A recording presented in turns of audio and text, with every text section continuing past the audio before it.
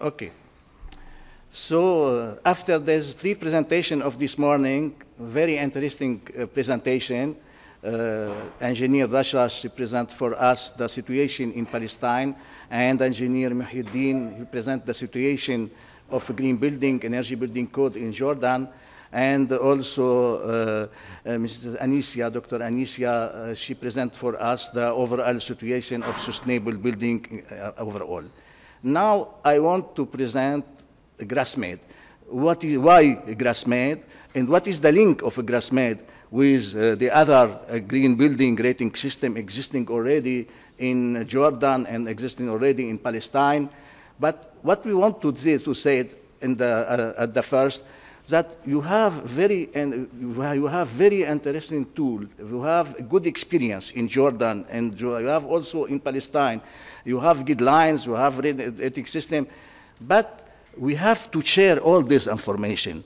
We have to share this information, and we need what we call a platform. Then GrassMED platform, the aim of this platform, GrassMED, not only to present the GrassMED rating system, but also to make the link with the other rating system.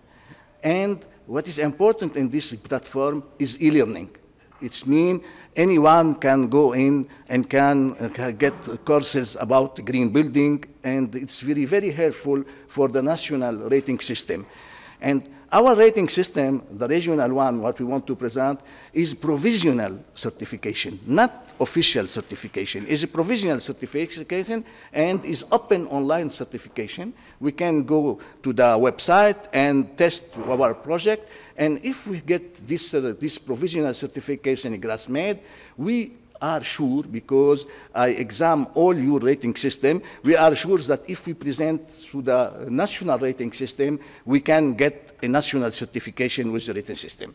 Then it's important to see, well, now, this training is a training how we can make scoring and how we can evaluate each option in the building, and it's really a course, but you don't have a long time to go in depth in every details.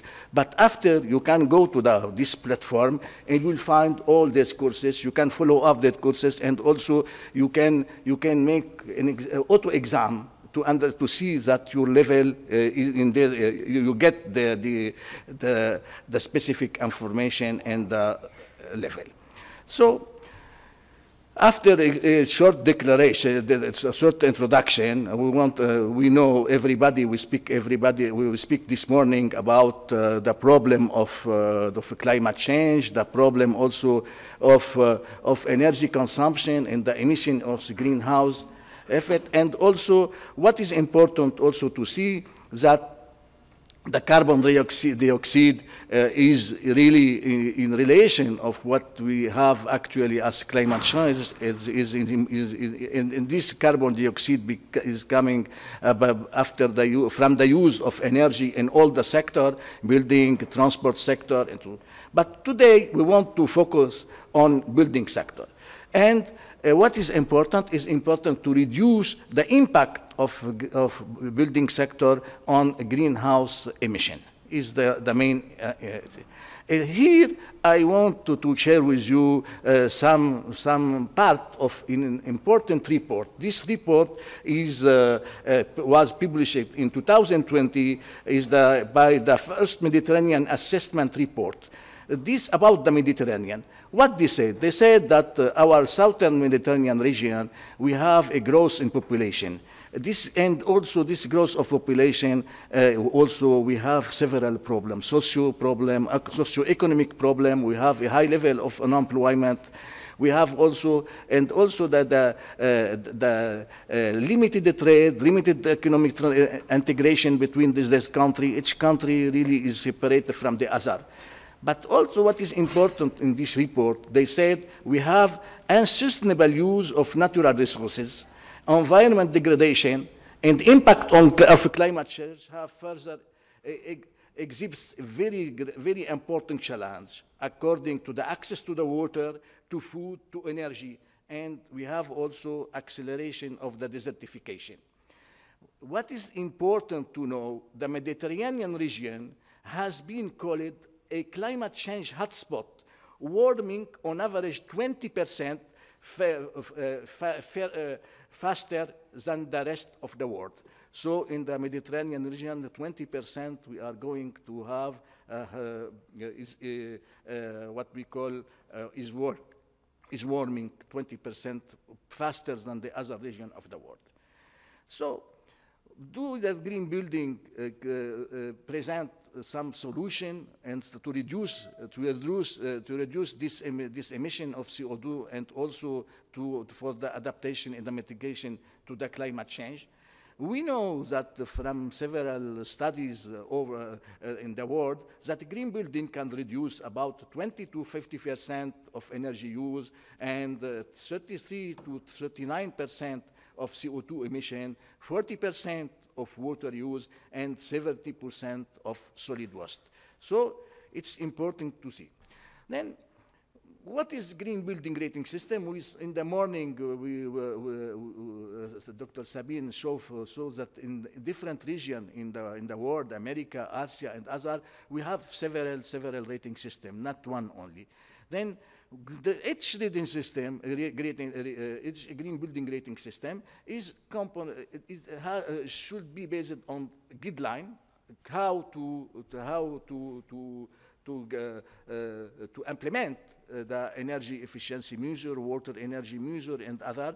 And what is important is to have tools how we can make a measurement of the building and say this building is greener than the other building.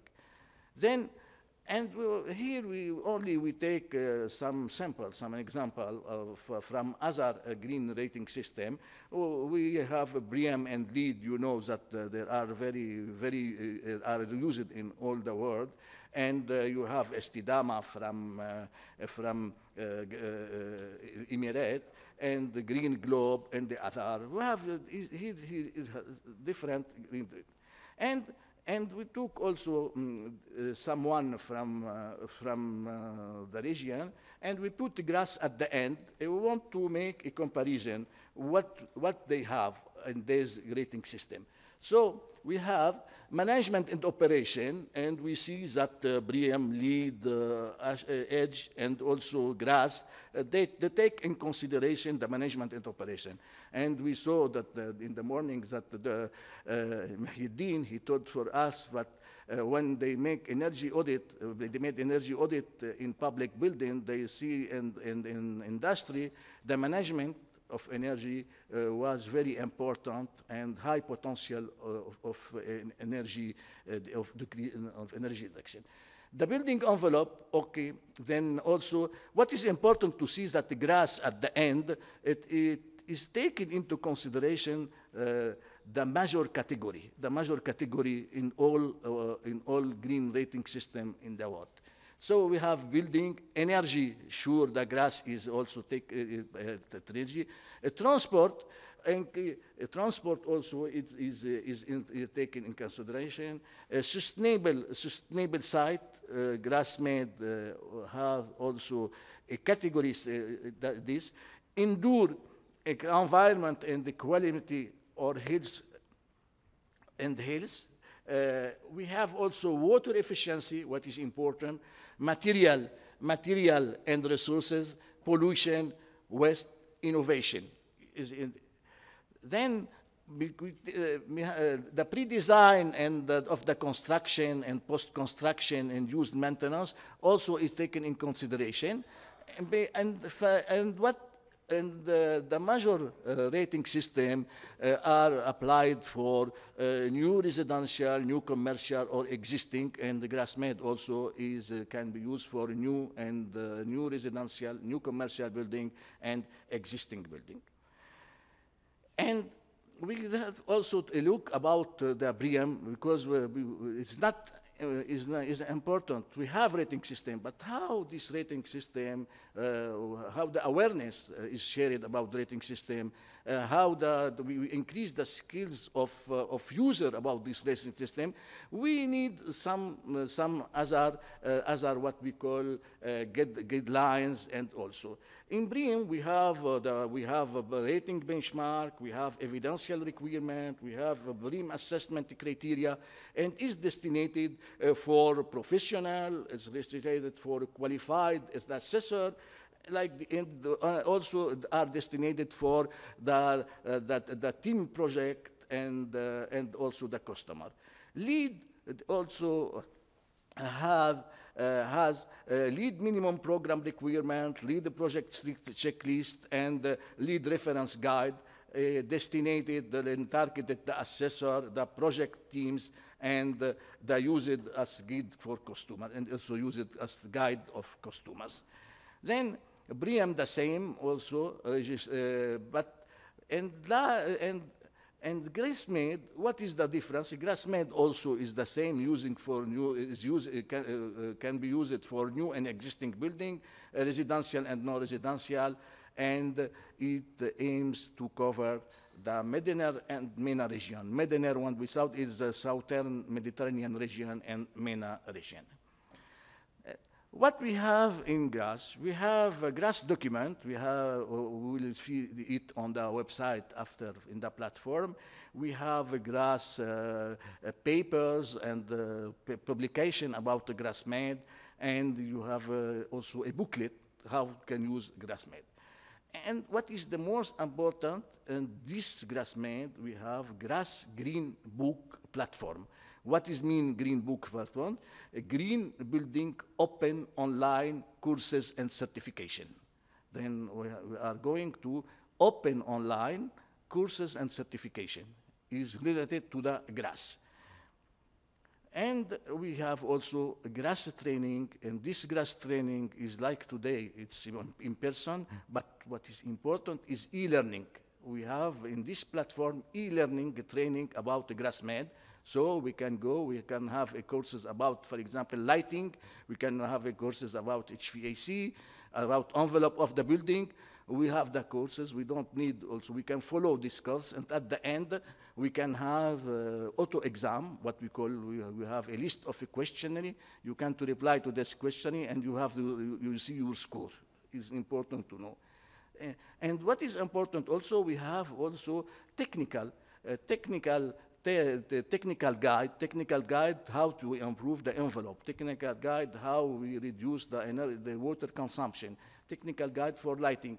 Then all days the guide, all days e-learning are very useful, and not only useful for GrassMED, is useful also for your national energy building code, is useful also for your national rating system.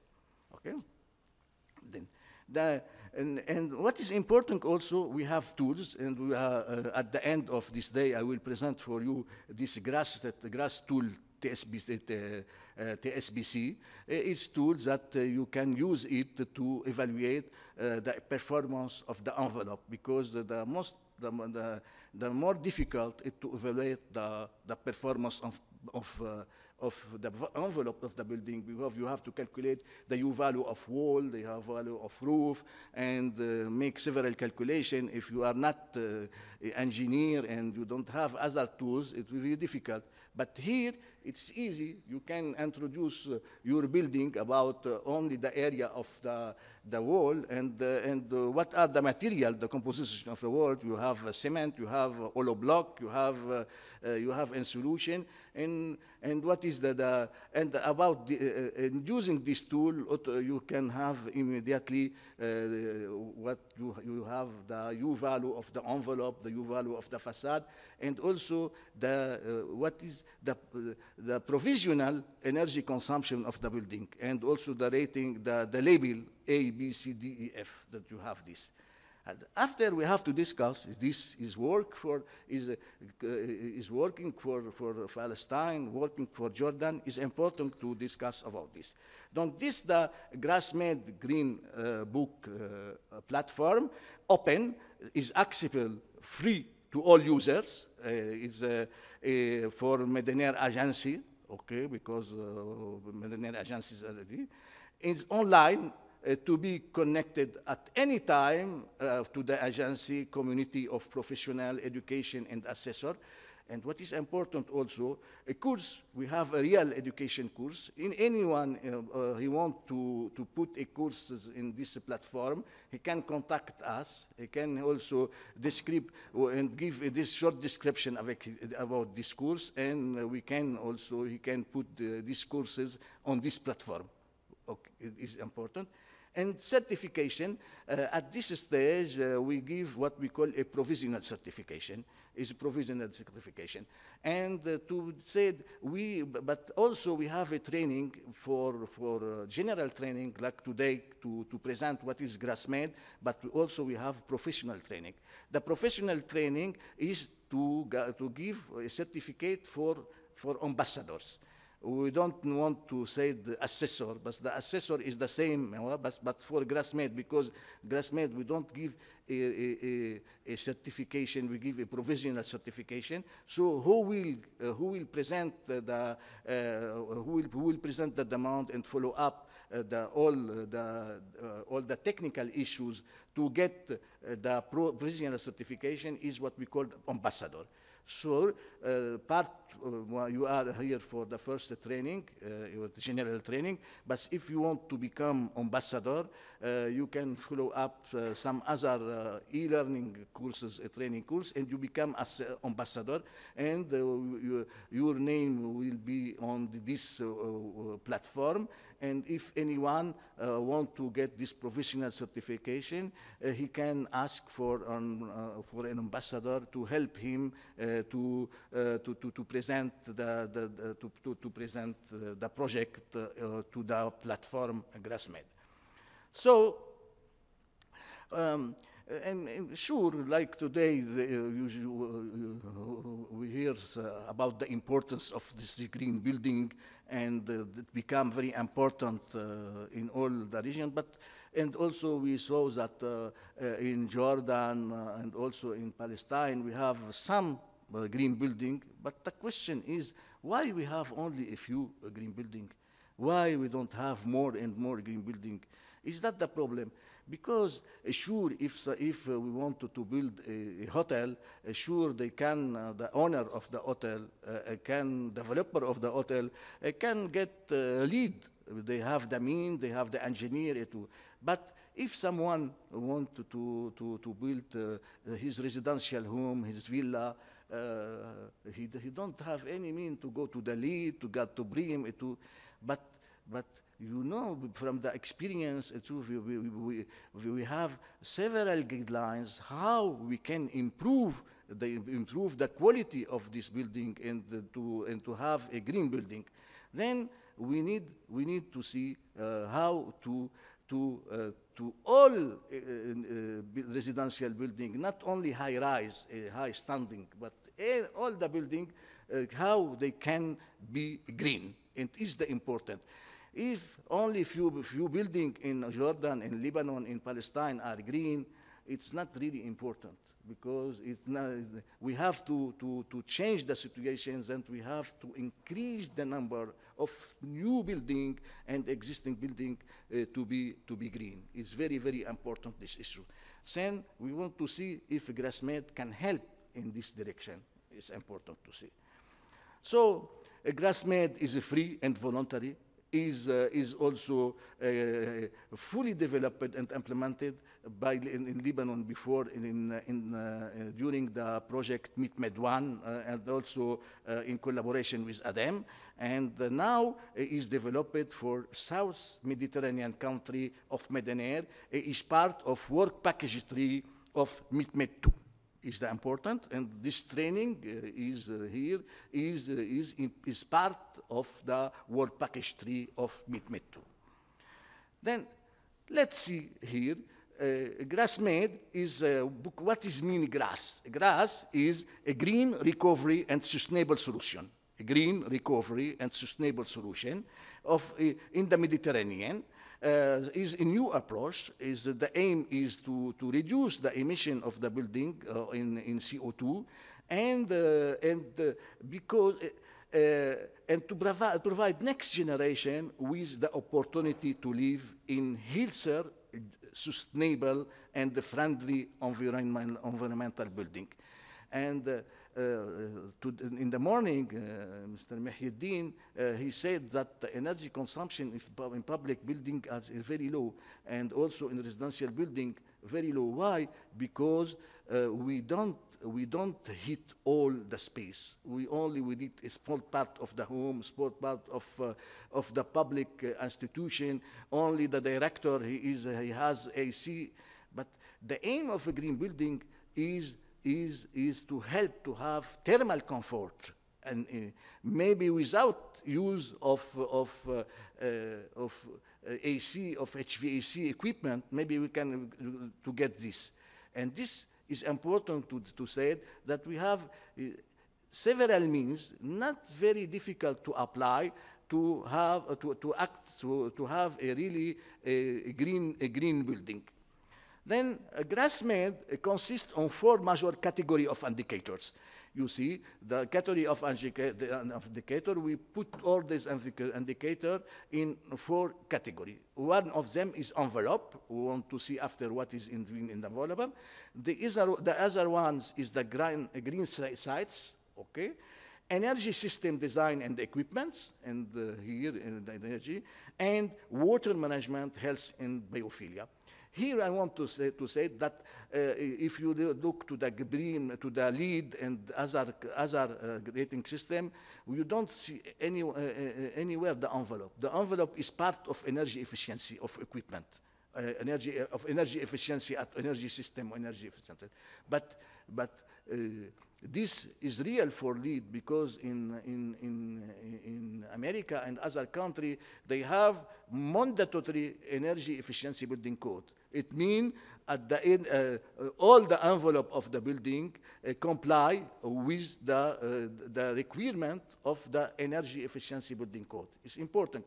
And then they go to the system to improve the energy efficiency system. But in our country, we have to start with envelope, because all the new buildings are not insulated. We don't have thermal insulation. We have to start. Because the envelope is very important for us, we put the envelope as one category.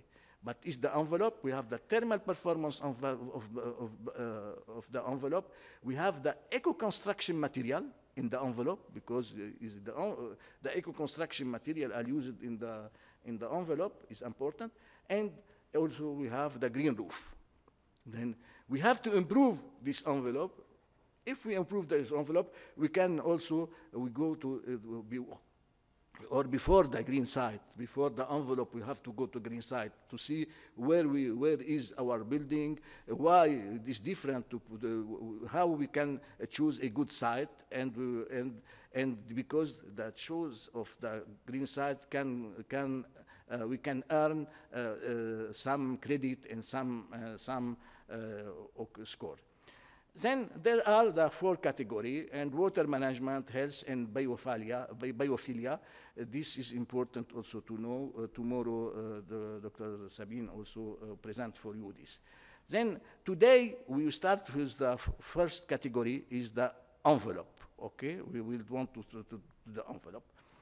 And to see the envelope, you see, we have each indicator in each category takes several credits as follow.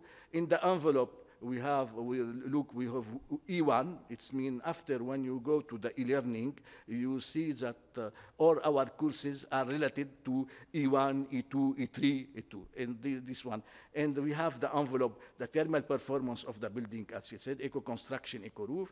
A green site, we have the pre-developed site, we have existing infrastructure and else. And energy system design, we go to the solar water heater, renewable energy, daylight design, natural ventilation, mechanical ventilation, and also backup electricity building management system. And at the end, we have the category water management, health, and biophilia. We have health care and biophilia, and water efficiency and water conservation. Then we cover in this GrassMED all the categories that you see in this category and other. Okay, then to earn the GrassMED, we have several levels of certification. We have to have a checklist, and we have to see, for example, what is the energy performance of the building. We can get some score. Maybe we don't apply all the energy and water and other measures. Maybe we choose some of them. For each one, we have to evaluate the score. And then after, we calculate the number of points. Anyway, we in this GrassMED, we have overall 525, and according to the number, or to the score of the building, we can have the level. Then we have 4 levels in GrassMED. If we earn more than 80% of score, we have the level 1, emerald, and 70% to 80% level 2. And if we get more than 50%, we can have the provisional certification, but the level 4 is the low level. Okay.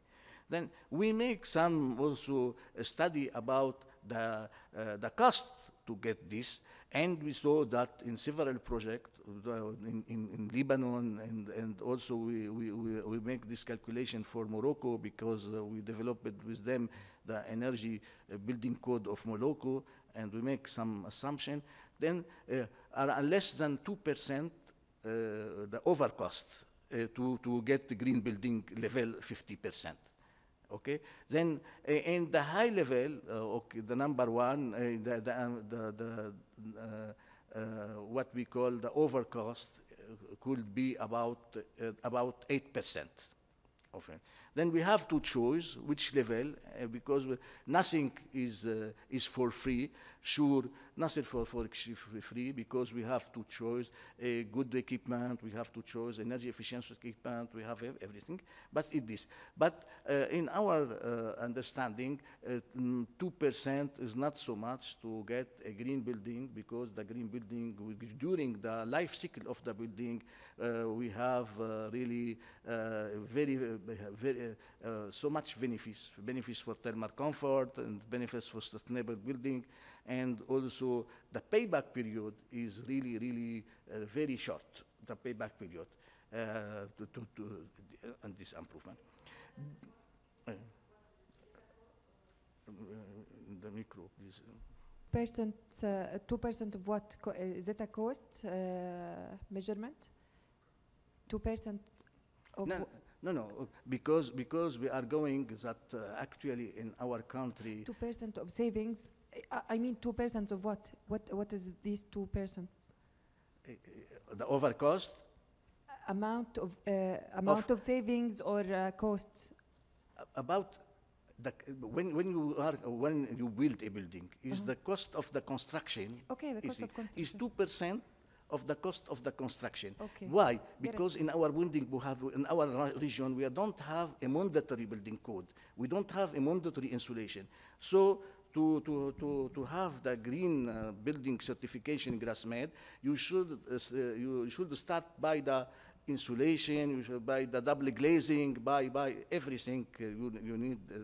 Then it's overcost. I get it. I just want to ensure. So what is the potential of energy efficiency in residential building in southern Mediterranean region? This is important. This study is published by Plan Bleu. You have at the end the link. Each day we will share with you all the presentation. It's mean at the end of this day, you will have all the presentation of this day, okay, like to see. Then the structure, the potential of energy efficiency is a study in the residential building in southern Mediterranean region. We see that the energy efficiency envelope is, we can reduce, if we improve the energy efficiency of the envelope, we can reduce 35% of energy consumption in the building. And for energy, and also if we improve the energy efficiency of the envelope, we have also 14%. Why? Because it's dependent of the region. We take into consideration all the building in different climate zone, but we have in different climate zone. The energy, the thermal insolution of the building impact more on heating than in cooling. Okay, the impact, we have impact on cooling, but more the impact that is we can reduce with the thermal insulation, we can reduce the heating. And also, the solar water heater can reduce around can decrease around 22%, and the lighting 14%, efficient refrigerator 13%.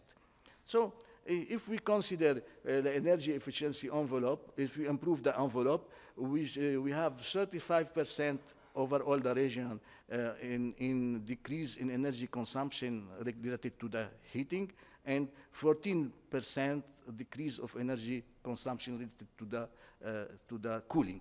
So about 50% of the need of energy in building could be decreased by the energy efficiency of the envelope. Why? This is from our country. We didn't go to the America and do. This is a study, and this is published a study by Plombleur. So then, but the content of the category is the same. As you see, all the green building rating code, they have the category, they have also the credit for category. But what is different from one energy rating system, one green building rating system, and other green building system is the waste. C'est-à-dire how percent we give importance to the measure related to envelope. How percent we give for the other. In GrassMED, okay, we take that the energy efficiency and the energy performance of the envelope represents 36% of the score. Then we give very more important, very big importance to the envelope. So if we improve the performance of the envelope, we can get 36%. For the energy design equipment, we have 35%. Then the two important things, 35%, 36%, and we go after to water management and biophilia. We give 15%, and this in commercial building, and the green sites is 15%. Is that the weights between? Okay.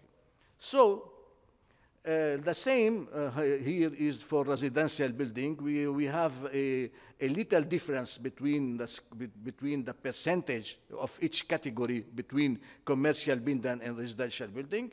We have this for residential building is different. And this, we see what we have to follow to have a green building. We have 4 categories, and each category we have indicator, and E1, E2, E3, and we have the score for each one, okay? And we have the presentation of each one. So when we want to see if our building is green or not, we have to make a checklist or use a tool and see what are the solutions that we choose for our building, and according to this solution, we can evaluate. But what is important, we give you in this GrassMED a very, very simple methodology to evaluate.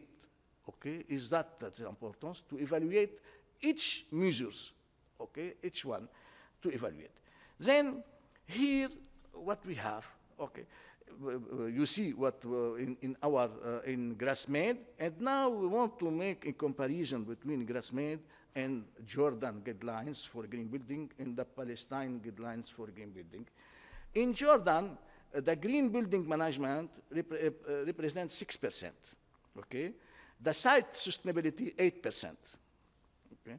If you remember, site sustainability we have 15% around in GrassMED. Here we have 8%. Okay, water efficiency 35%. Water efficiency 35%, but we don't understand why water efficiency in the building is more important than the envelope of the building.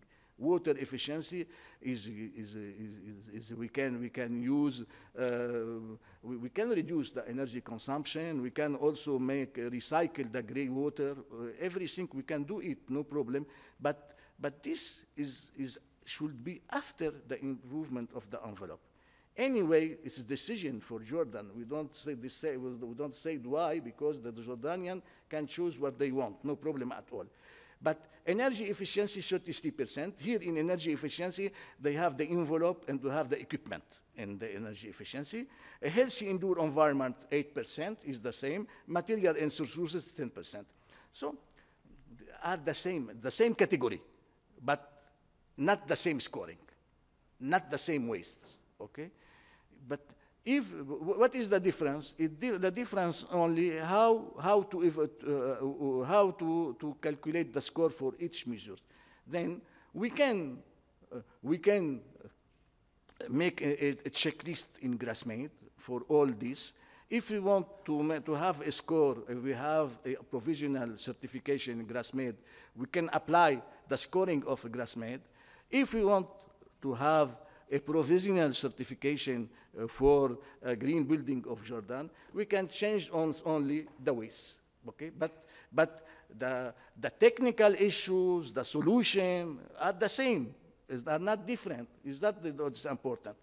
Then that, and then we go to Palestine, the same, but here in Palestine we saw the difference is 15% for the sites, energy efficiency 30%, water use efficiency is little different from Jordan, he's 25%, material and resource the same, innovation 5%.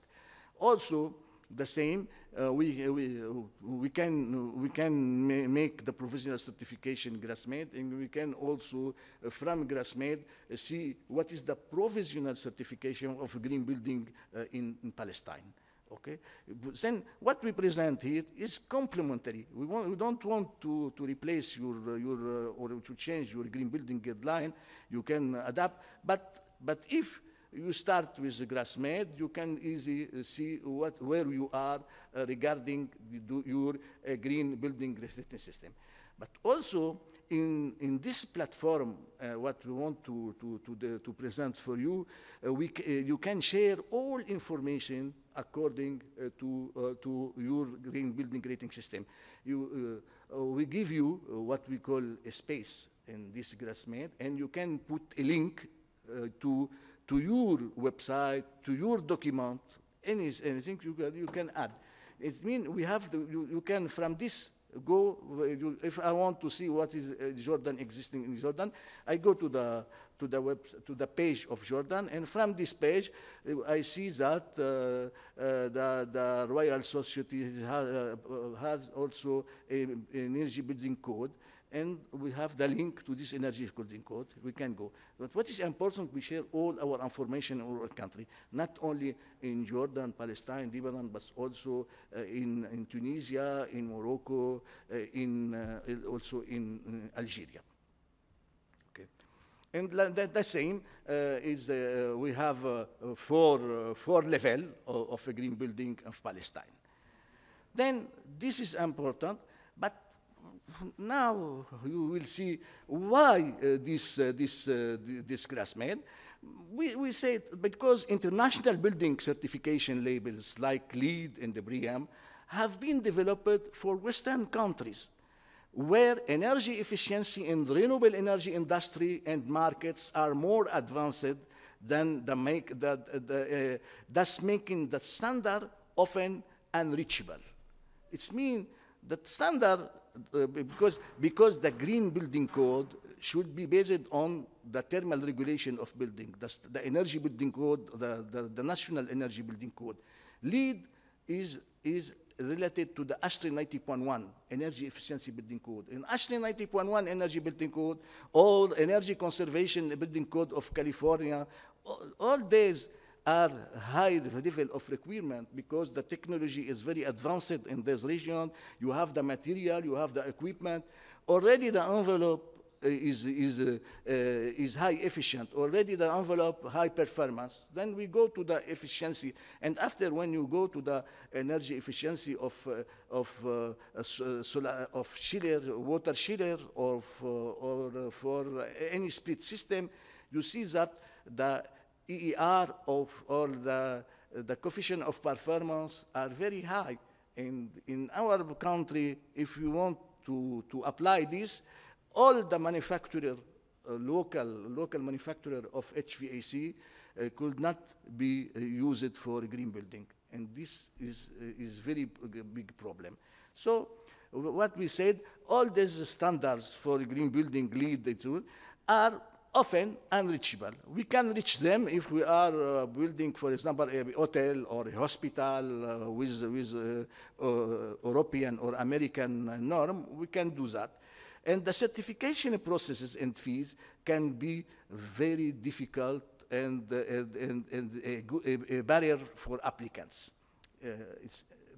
We have to register a project in LEED. You have to pay money to follow the project, and you have time also, and you have also to. Is that the problem? A GrassMED is to be tailored from the reality of local green building markets. It's the importance, and is intended to evolve with these markets. It means it's not fixed. We have to change it. If after, when we see that in the market we have more efficient equipment, we have more thermal insulation material, we can change. We have to change, but we have already a space of, we have to exchange our skill, our experience also. The GrassMED Green Book platform offers a set of useful tools for construction professional and the student alike. Why student? Because with GrassMED in Lebanon, we start with university.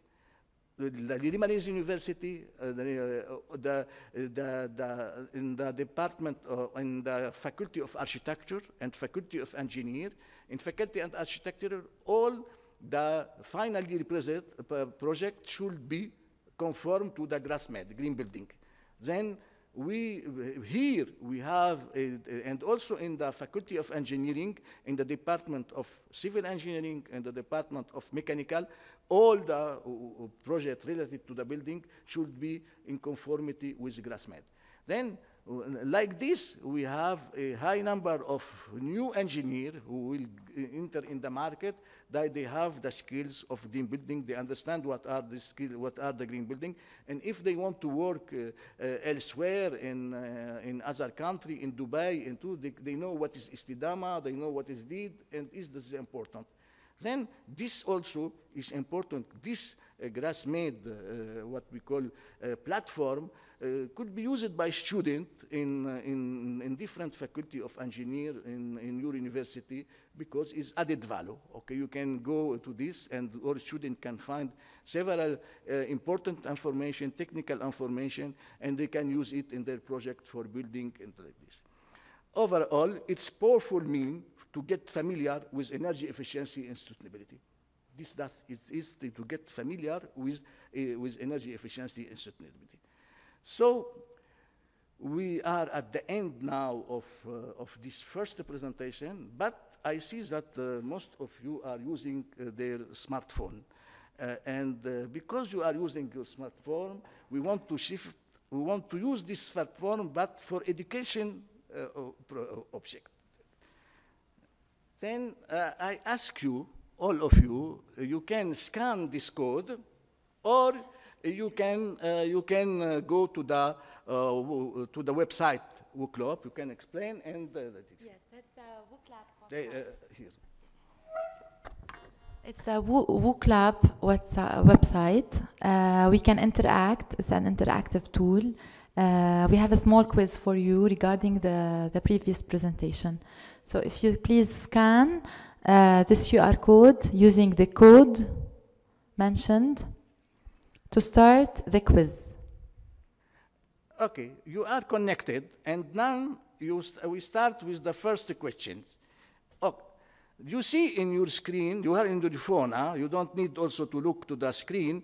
You are in the phone, you are in your smartphone. You have one question, the first question. The Mediterranean region has been labeled a climate change hotspot, warming on average faster than the rest of the world by 50%, 10%, or 20%. You have to choose what is the question, what is the answer. Okay. We can see what is the. Okay. We have not all of you have give this response, but we will see what is the good one. Okay. We have 80%. They gave the correct response is good. 80% of you is mean. You follow that the presentation very well. Is good average. Okay, we can go to the second question, please. In the southern Mediterranean region, improving the thermal performance of the building envelope alone covers how much of the energy saving potential in the building? 50%, 30%, or 20%?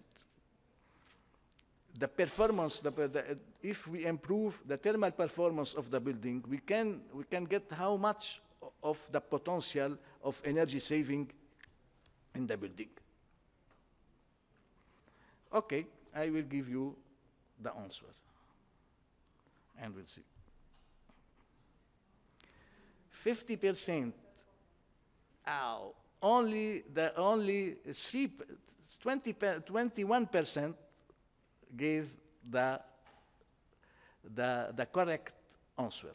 So no problem, but after this, you can remind that 50% of the potential of energy saving in the building could be reached by the energy efficiency of the envelope, of the improvement of the envelope of the building.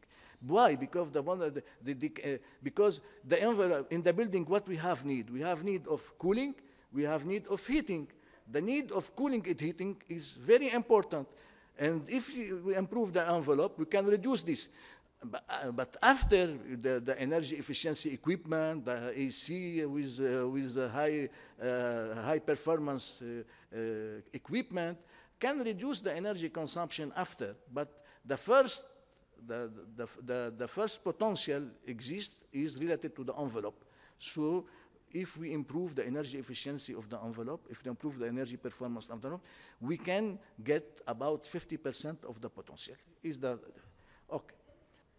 36% in the slide that has the 4 squares, and the percentage for the envelope was 36%. It's mean according to the study published by Plan Bleu. This study is for all the region, and I give you at the end of this figure the link to the report. The report is in French, in English. You can get this report.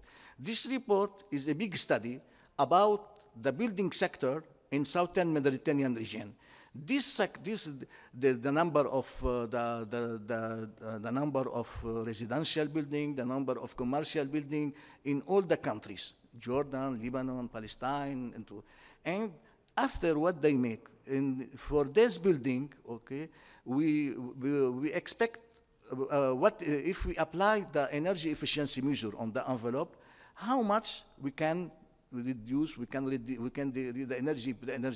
the energy consumption.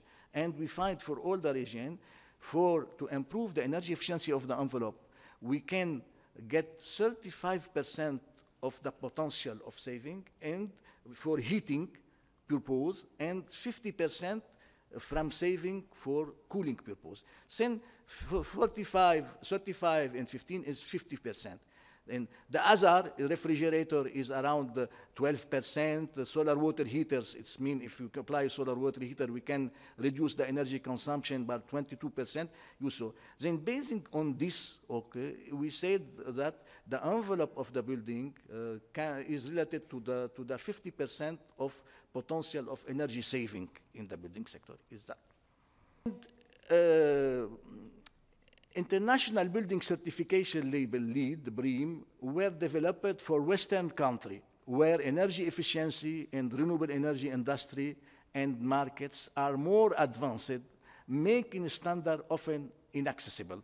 Vrai is, and faux false, and vrai, you have to check. It's mean you have to say it is real or not. What you think? You think that LEED and BREEAM are developed for the Western country and where the energy efficiency and renewable energy industry and market are more advanced, making standards often inaccessible. What you see is real or not for the situation of the country. We can imply, we can LEED and the BREEAM, or yes or no. Anyway, we have what we call some evidence from Jordan, Lebanon, and too. The number of green building certified LEED or BREEAM are really very limited. Then why that question? And we have a Green Building Council in Lebanon, a Green Building Council anywhere. We have training. We train several engineers and too. But why we don't have high number of buildings certified LEED and the BREEAM? Is this the question? So we said in this one, this because there are high standard, and this high standard is not really, they don't reflect the reality of the market of energy efficiency and renewable energy in this country, and it's difficult to apply. So I want to know what is your opinion about this, yes or no? Okay, we can get what you said. Okay, 83% agree that the LEED and the BREEAM really is high standard and really sometimes inaccessible, and it's a barrier to implement the LEED and the BREEAM in our region. We go to the other one. Okay, then here I want also to know your opinion about this, because you see that in the rating system for Jordan and for Palestine, we have different weights of the envelope. But here in the GrassMED, we gave around 36% of scoring our waste for the envelope, and the energy design and the equipment 35%. What do you see? It's good weighting. It's no, the envelope should have more percentage. No green building site will have to have more percentage. The equipment must have more percentage. Water management and biophilia should have more percentage. What is your opinion? 35% for equipment and 36% of envelope in GrassMED are good repartition, good percentage, or you think that other category should have more percentage?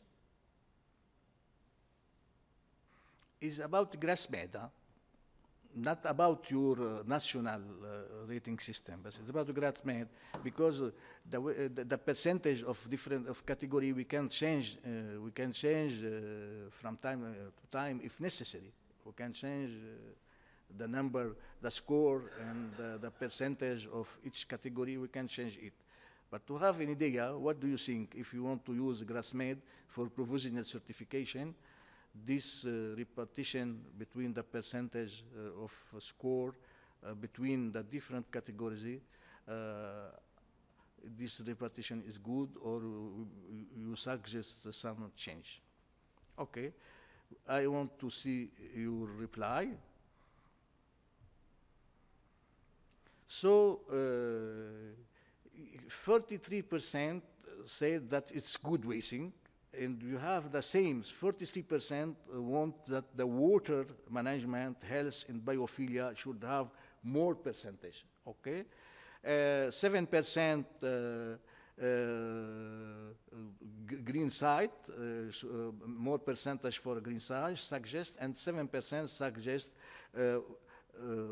suggest also more percentage for equipment. If we understand, Israel is 50-50, so that is mean.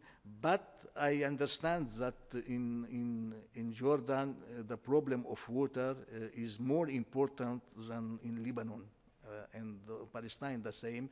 Then they want to give more importance to energy efficiency in water and health.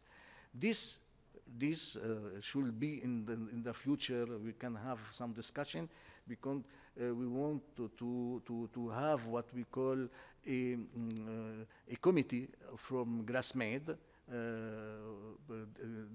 consulting committee from the different agencies to discuss from time to time about the involvement of GrassMED, the change that we can propose and suggest for GrassMED. Okay, and all these results still will here will be reported. Okay, and we can take we can also take in consideration this, but this at this stage. The problem, the envelope is important. Nobody said that the envelope should be less. Okay? And here also, to have your opinion, is what is the barriers to the development of green building certification in the southern Mediterranean. Choose most relevant answers, and here engineer Rasha, she present in the morning this case, and she give us also a good idea about the barriers. Then also from this, from your answer, we can see what is the most important, what is the most important barrier or obstacle. We have lack of awareness and knowledge, high initial costs, lack of regulation and incentives, limit access to finances, and limited resources and technical skills. You can choose two answers. Here you can choose two, not one. The most important for you, you can choose two, not one. This is very important. We will put in the report of this training, according to your review, to your answers. Then we go to the results to see the main barriers. Wow. Then the high initial cost, the percentage, the high initial cost for 79% for you are the barriers to implement a green building rating system. Okay, but as I told you before, because from the assessment of the impact on the cost of green building rating system GrassMED, we see that maximum to 2% we can get this certification with overcost. Then how we reduce this overcost? This overcost could be reduced if the market is open, is more and more open, if we can have more energy efficiency material at low cost of renewable energy. And what can help to reduce the cost is the demand, the green building demand. If we create a green building demand, then immediately the market could be developed, will follow. And the second one is the awareness, lack of awareness and knowledge, and it's the main aim of the Green Book platform. Our platform, GrassMED Green Book platform, is to help to increase the awareness and the knowledge on energy efficiency and renewable energy, and also you can use it also to make promotion, to promote your green building rating system. Your energy efficiency building code is important, is a space of exchange of experience and skills and knowledge. And after we see that lack of regulation and incentives, sure, regulation and incentives is to make it's mandatory or that, but we see that in our country the problem of regulation, we can have a regulation, but to implement this regulation is very, very difficult because we have to follow up the control and the other. Also, the finance is a problem, how to access, and limited resources and the skills. I think in the training that we can offer by e-learning, we can improve the skills and of most of users. Then this also, we can have this one, and we finish about this questionnaire. And if you have any questions now, we can exchange a few minutes about more and more questions, because after we have to develop the envelope. Today, the other presentations will be more technical, is how to calculate, how to get the score for the envelope and for the eco-construction material, and at the end for the green roofs.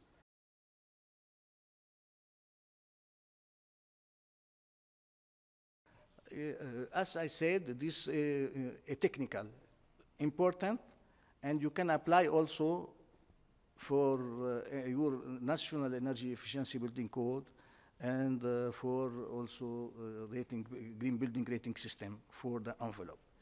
Because in this morning, I saw that the score for the thermal envelope is related to what we call U value. U value is the thermal transmittance of the wall, thermal transmittance of the roof, or mainly is for the wall.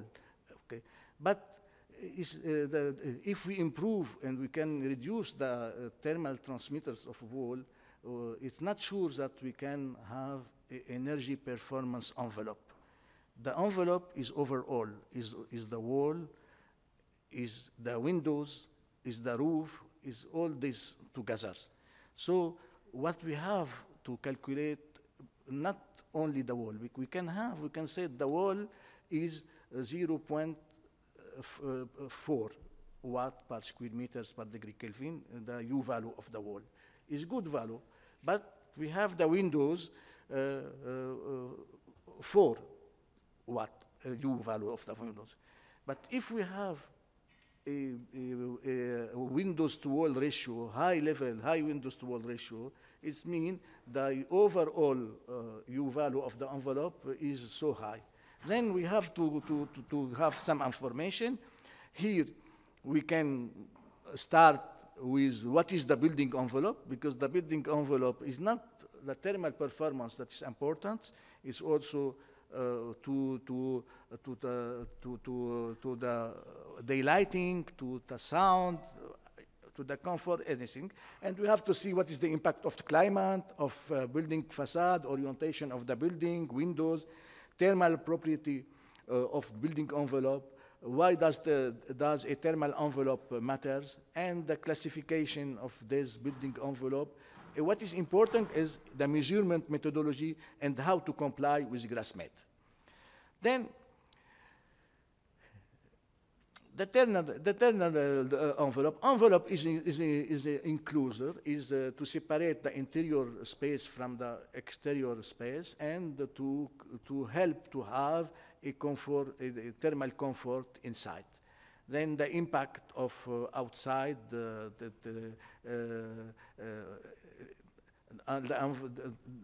temperature, and also the sun.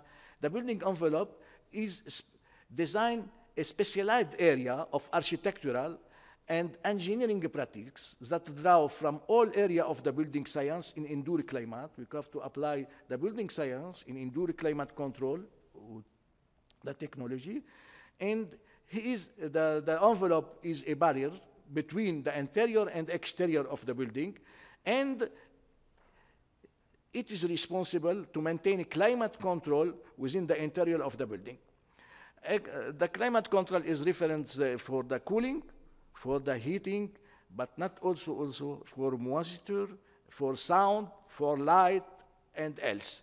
Then the building envelope, we have taken in consideration not the thermal aspect only, but also the daylight and other aspect, and also maybe natural ventilation and also this. Then this chapter, we want to deal with the improvement of the envelope, how we can get energy efficiency in the envelope, and also we speak about the architecture, is the orientation of the building, is also we can speak about the other technology used in the building.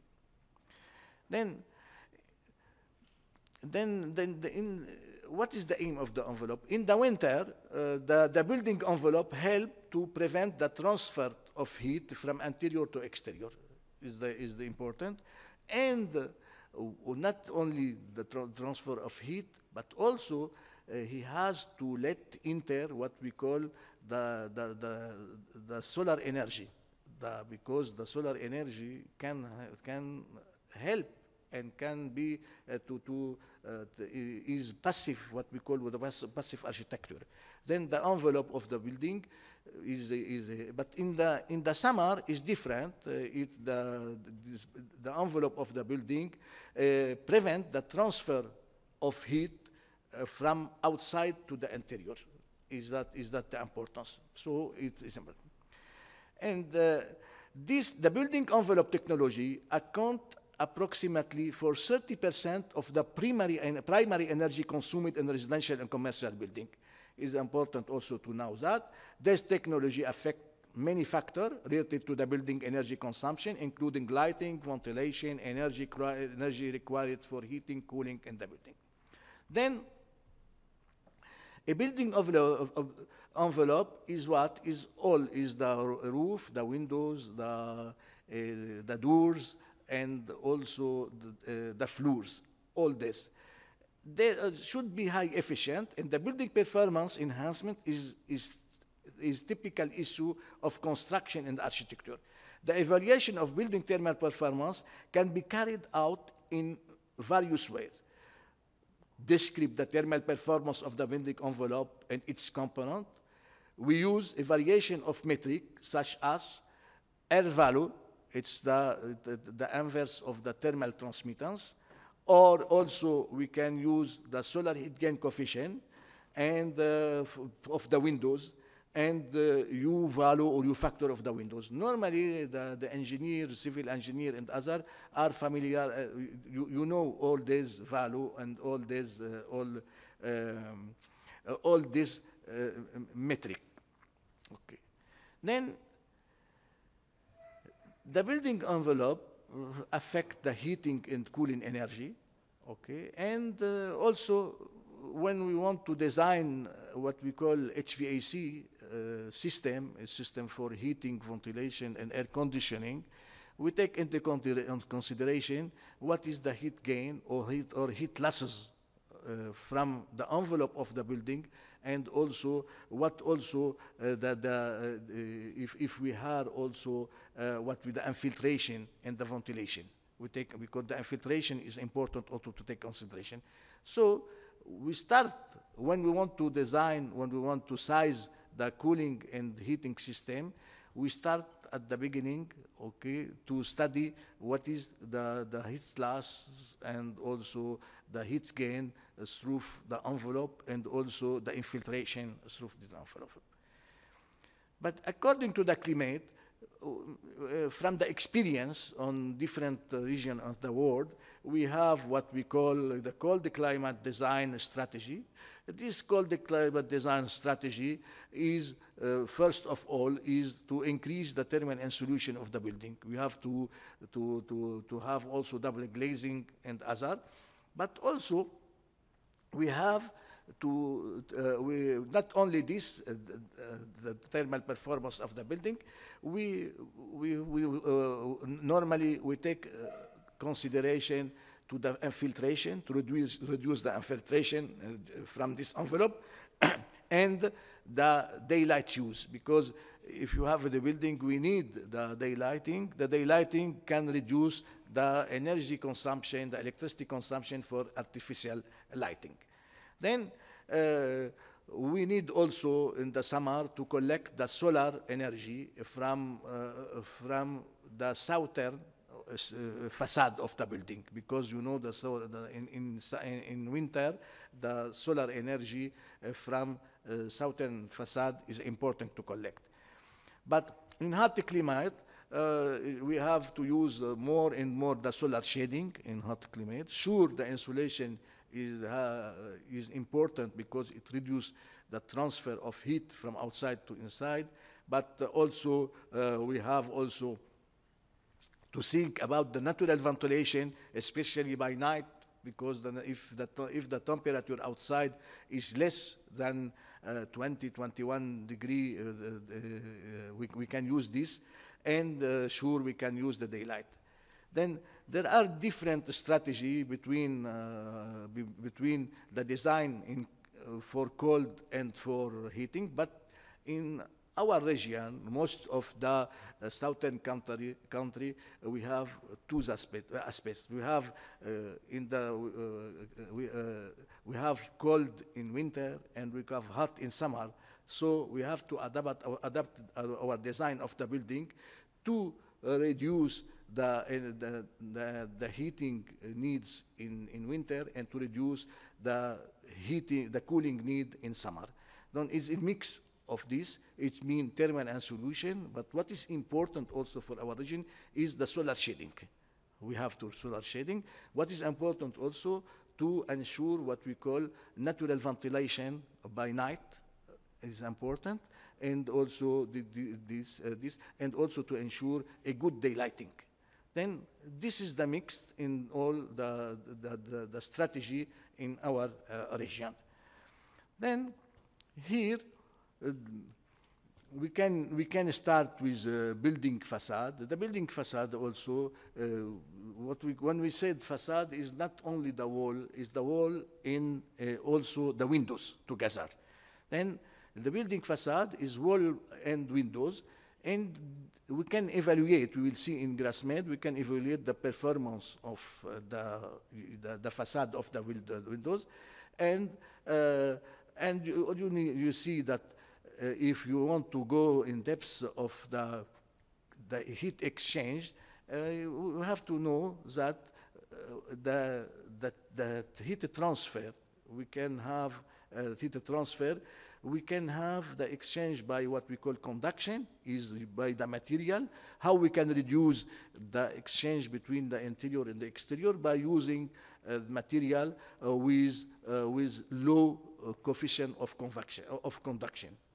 Is what we call lambda in the scientific aspect.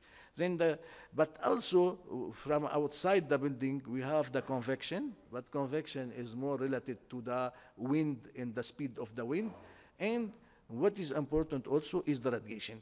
The radiation is related to what? For example, from the window is the solar heat gain coefficient of the windows, because we can use the windows with high coefficient of reflectance.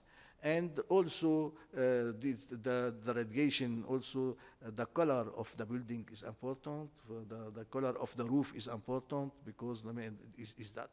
Then all this we have to take in consideration, but how we have to take in consideration? We want to take in consideration by also by several indicators, and we will develop together after. The orientation and the geometry of building is very important. Then what is in our region, what is the best orientation? The large facade should be oriented south and north, or east and west. Is important to see about the orientation of the building. As we said, I want to see, we want directly here. And the solar intensity, the solar radiation intensity is dependent of the direction of the sun and the rays. It is different from the morning to the afternoon. to the and also is different from orientation to the other. Here you have three orientation. You have the first one is I don't know if you see my screen. The first one is up, the second two, and the three with different orientation. And you see here what you think, what is the best orientation of the building? Is 1, 2, or 3? If you have an idea. What is the difference?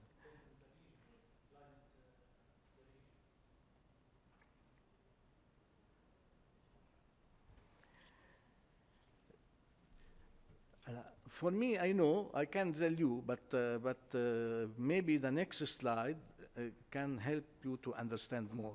Because the sun, as you think, from the east in the morning, okay, in the morning, and in the south, and after the sunrise, and the sunrise is from the east. We want to show you another building.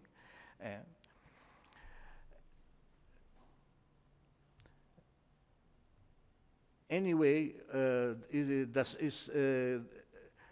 when the sun is shining on the western side on the building in the afternoon, you have the same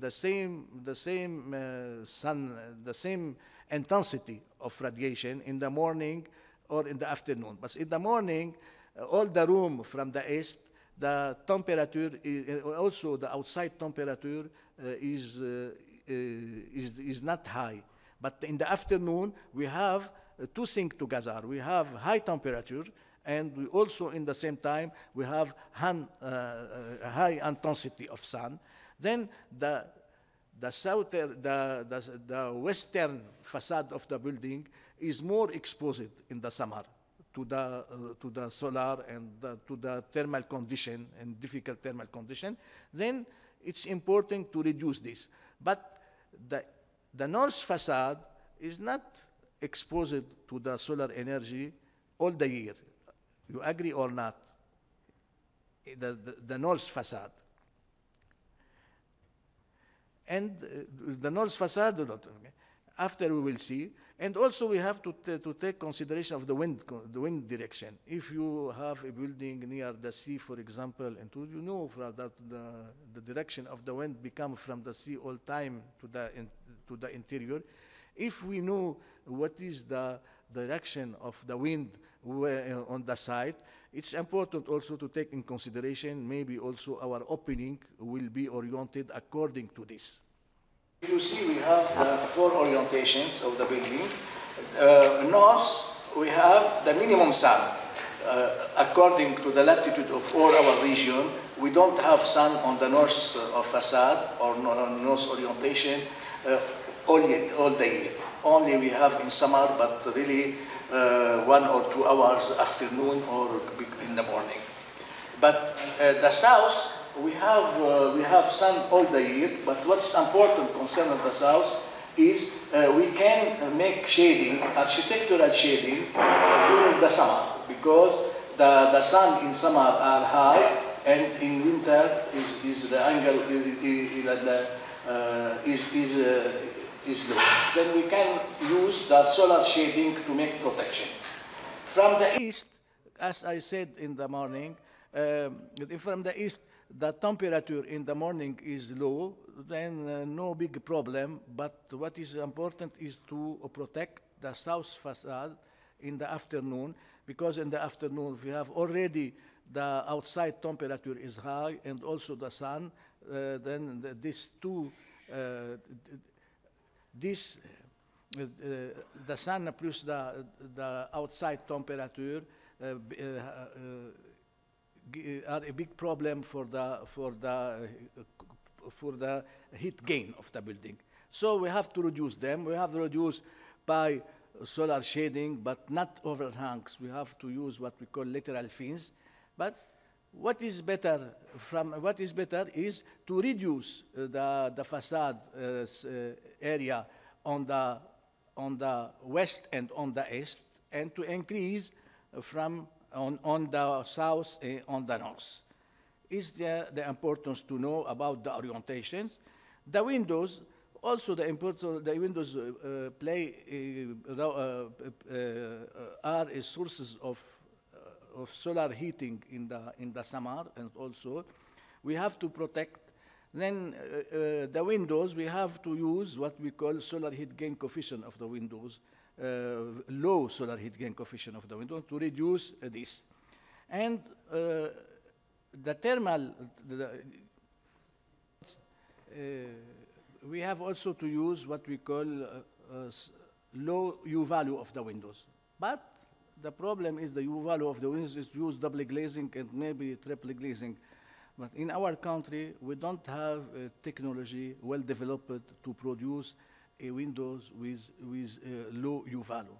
It's mean because it's not only the windows, you have also to have insulation in the frame, and this is difficult to have. Anyway, from our experience in Lebanon, it's difficult to have double glazing lowest than 3.3.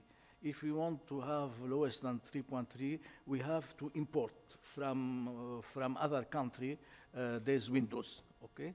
And it's really is a big difficulty, not because for high standing building like hotel and hospital and the other, we can know exactly the size of the window from the design, and we can make command and import them.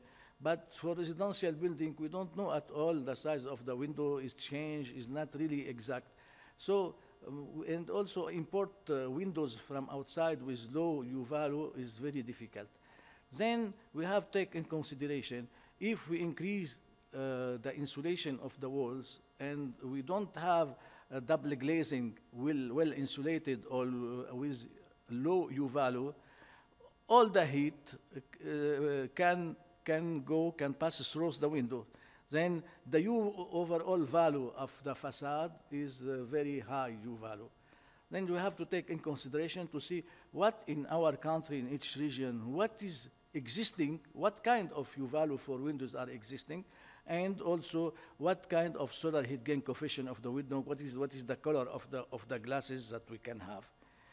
The orientation of the building is also can help to have what we call natural ventilation. Natural ventilation during the night, natural ventilation also when we have wind outside.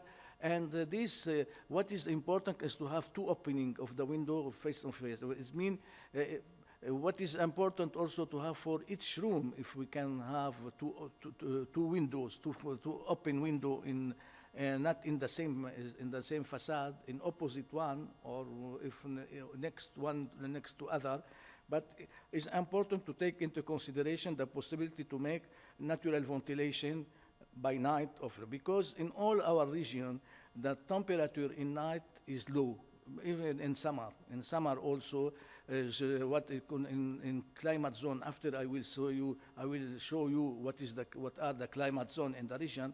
But in Amman, for example, sure, in summer you can have high temperature during the day, but during the night, in summer, you have a low temperature. Then we can make natural ventilation by night, and after close the windows in the morning, and play on the inertia of the building, to store what we call the cold or the colds by night, and then we can reduce the need for artificial cooling or artificial heating. This also we can show how we can add solar shading for the big facade of the building, and this solar shading make protection from direct solar ray, but also can ensure what we call daylighting because they use what we call the diffuse rays. So the thermal property of the wall, we have to choose effectively natural material and solution, and sure in this area we have several choices. And this is dependent of the industry and the disponibility, the availability, what we call, of thermal and solution material in each country. Anyway, I know that in Tunisia, for example, they have now manufacturing of thermal and solution material from polystyrene, what we call polyurethane, and also from other mineral resources like perlite, what we call. Why? Because they start implement mandatory the thermal regulation of building, and the market is developed, and they try to ensure what we call low thermal and solution material. In other countries, it's difficult to find thermal and solution material. For example, in Lebanon, we have polystyrene, what we call, at good or low price, but we can find the other material, but imported, not manufactured. When we import thermal and solution material, the cost is so high because when we make the transport, when we have to transport this material, the transport is according to the volume, not to the weight. Then the volume of the thermal and solution material is so high. Sure, what is important also, because if we reduce, as we put insulation in the envelope of the building, we can reduce the cooling need and the heating need. If we reduce the cooling need and the heating need, then we reduce the size of equipment for heating and for cooling. And if we reduce this size, we reduce the electricity demand. It's important, the electricity demand, because in our country, we have high electricity demand now in summer, because we have more need for cooling in the summer. Before 10, 15 years ago or 20 years ago, the peak load of electricity was in winter, not in summer. Now, in all the region, the peak load is in summer, is the afternoon, is related to the cooling need. And also, according to the climate change and what we saw in the morning, and you know, we are going to have high number of hot days during the summer. Also, the peak temperature in the summer will grow from, and this it increase the need for the equipment for cooling and the electricity demand. Then, sure, the windows also, we have to choose the windows because that also to reduce the infiltration of air between, and then if we can make an abstract on the resume of what we said, the windows play also, and the envelope of the building play is thermal control, also moisture control and air control, and also reduce the noise and the infiltration of humidity. Anyway, you can find also on the website some guidelines about the passive architecture, how we can make this, improve also the design of the building according to the sun, according to the orientation, and then there are what we call general courses, okay? And you can find also on the platform what we call practical sources, is how we can earn what we call credit and for the envelope of the building. Here, to earn a credit, we take into consideration the thermal transmittance value of the envelope, and we have to explain what is the thermal transmittance of the envelope, the thermal transmittance of the facade, because we consider the envelope overall, and also we make another calculation for the facade, and what we call also the windows to wall ratio equivalent, and take into consideration the slab on the ground, the thermal resistance. In this, and we are going now to have more technical issue about this.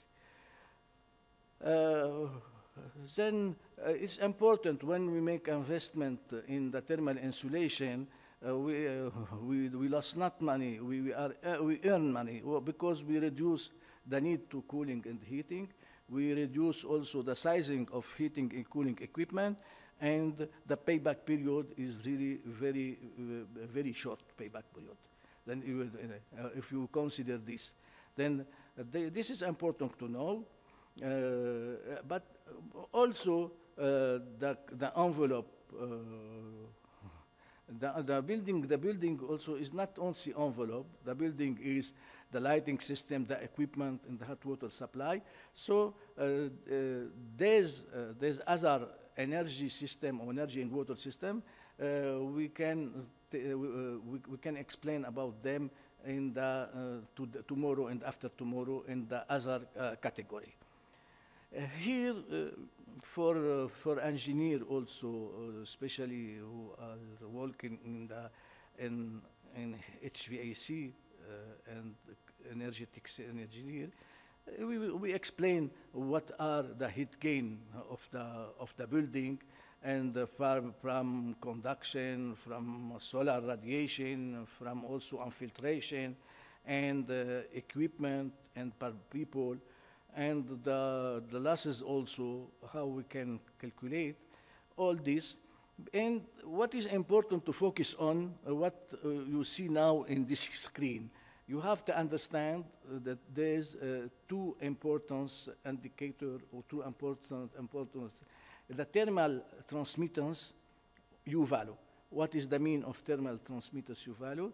It is the heat flow rate in the steady state divided by the area and the temperature between the boundary of a solid body. Then what is meaning is if you have a wall, for example, if you have different temperature from inside to outside, it means how much you have heat flow. The heat flow is in watt per square meter, per 1 degree, the difference between interior and exterior, or between the two faces of the wall of the. Then, according to this, what do you think? If you have U value is better, high U value is better, or you have low U value is better? What we want to have in the building? High U value or low U value?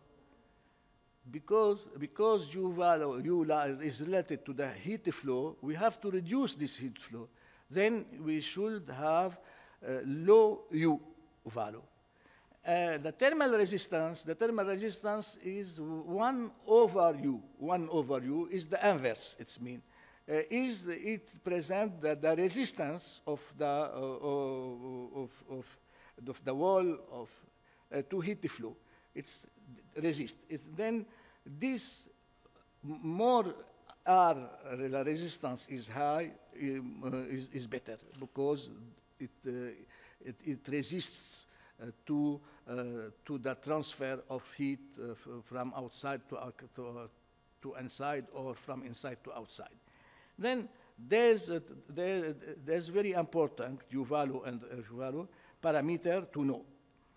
And here we show you how we can make a calculation of the U value, but and also for the thermal resistance. The thermal resistance, when we call L is the distance between the the hot and the cold surface in meter.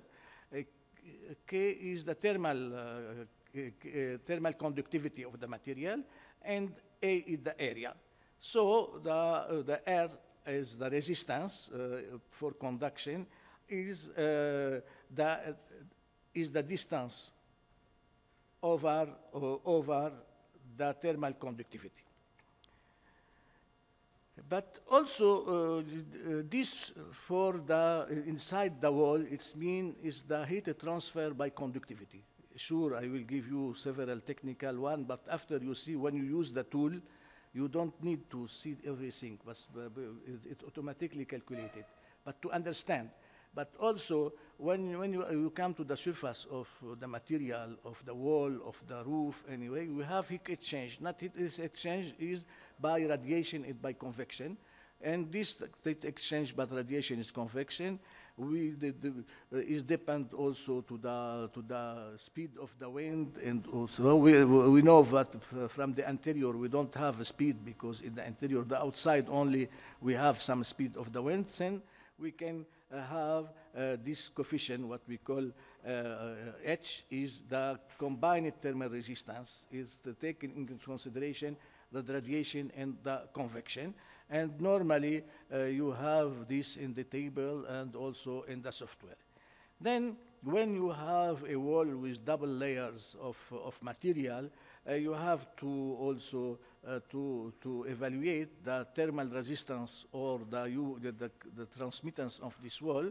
We use this formula, and also we have to take in consideration the combined thermal resistance from interior and the exterior. Here is an example of calculation. Why this example? Is example to show you what is the importance of thermal insulation. Then, sure, you will have the time after to calculate this, because you will have this presentation. But now it's important to understand the impact of thermal insulation material. Here we consider a wall. The width of the wall is 5 meters. The height is 3 meters, and the thickness is 30 centimeters. Okay, is the thickness. The conductivity of the wall's material is 0.9. Is the thermal conductivity per meter and degree Kelvin. The combined heat transfer coefficient that I give you I show you are 10 and 40. Then the first question is calculate the overall thermal transmittance of the wall. And if you don't know how to calculate, you can come back to the presentation and you see how you calculate U value. Okay. But the second question here, it's important, a polystyrene layer having a thickness of 5 centimeters and thermal conductivity of 0.03 is added to the wall. Then this wall, okay, initially we have of 30 centimeter, 30 centimeter of thickness, we add only 5 centimeters of polystyrene. The question now, it's what is the change in U value? What is the new value? When you add the thermal insulation, the U value increase or decrease of the windows if you add thermal insulation, okay? The U value will increase or decrease the U value, okay? Decrease, sure, will decrease. Then U value will decrease. We will want to see by 5 centimeters what is the change.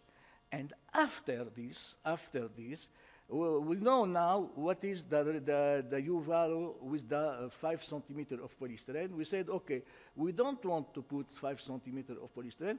We want to add the thickness of the wall. We want to see how thickness of the wall we have to add to have the same impact of insulation of 5 centimeters of polystyrene. And we will see that it will be very so high. So we start the calculation here. We have all this example you will have after. We have the windows, we have the wall, the thermal conductivity, everything. And we make the calculation, and we find in this, the U value is 2.2 watt per square meter. Then this, before adding the polystyrene, you have to consider and to have on mind that we have 2.2 U value. And if we add only 5 centimeters of polystyrene, you will have the value 0.475. Then we have the decrease of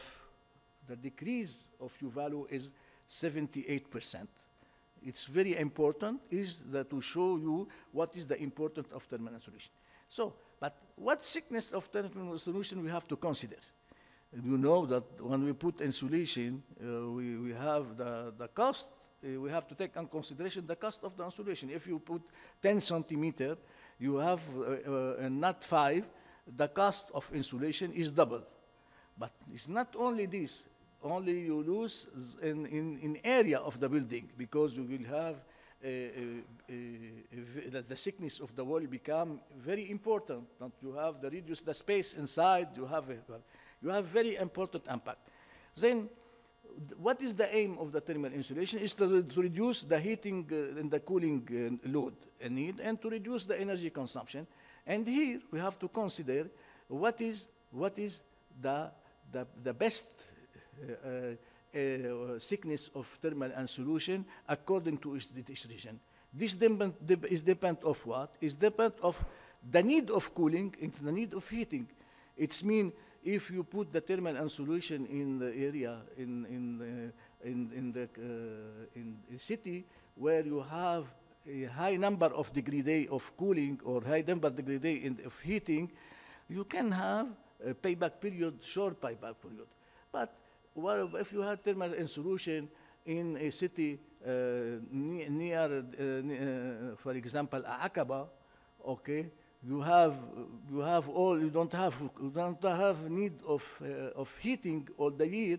You have cooling, but also the cooling is not mainly from solar gain. Is mainly from humidity, because the humidity and this. So the impact, we have to evaluate the impact, and maybe the payback period for high thickness of thermal insulation is so long or so high. Then here we have to take into consideration what we want. But if we want to have a green building and we have a high level of green building, we have to increase the level of insulation. Then if we increase the level of insulation, we can get some score more. Then, according to the last questions, what is, if we don't put thermal insulation and we want to increase the thickness of the wall, to have the same U value, same thermal property, we have to put 1.585 meter, about 1.5 meter, the thickness of the wall, to have the same impact of the 5 centimeter of polystyrene. Then it's also an example to understand the importance of thermal insulation material. Here also we can see exactly what is the U value, how we can evaluate. It's the formula that you can use for the calculation. When we put sigma E sur lambda or E sur L, it's if we have several layers, for each layer we have to put the thickness and the thermal conductivity of this, and we have to calculate. But also we have thermal resistance, because some material is not characterized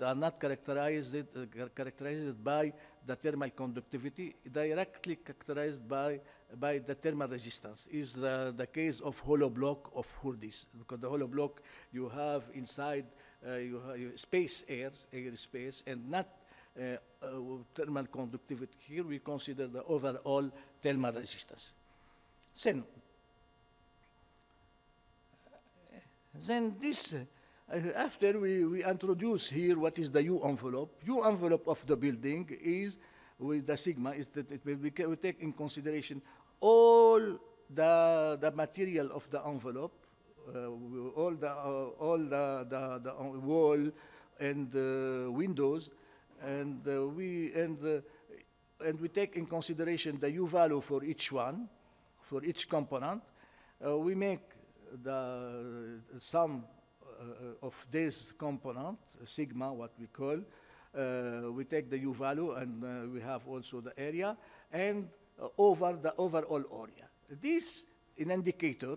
If you have U envelope low, it means you have a very good envelope. If it's high, but here, how we can evaluate that our U envelope is good or not? We have to make a reference. We have to compare it to a reference. What is the reference?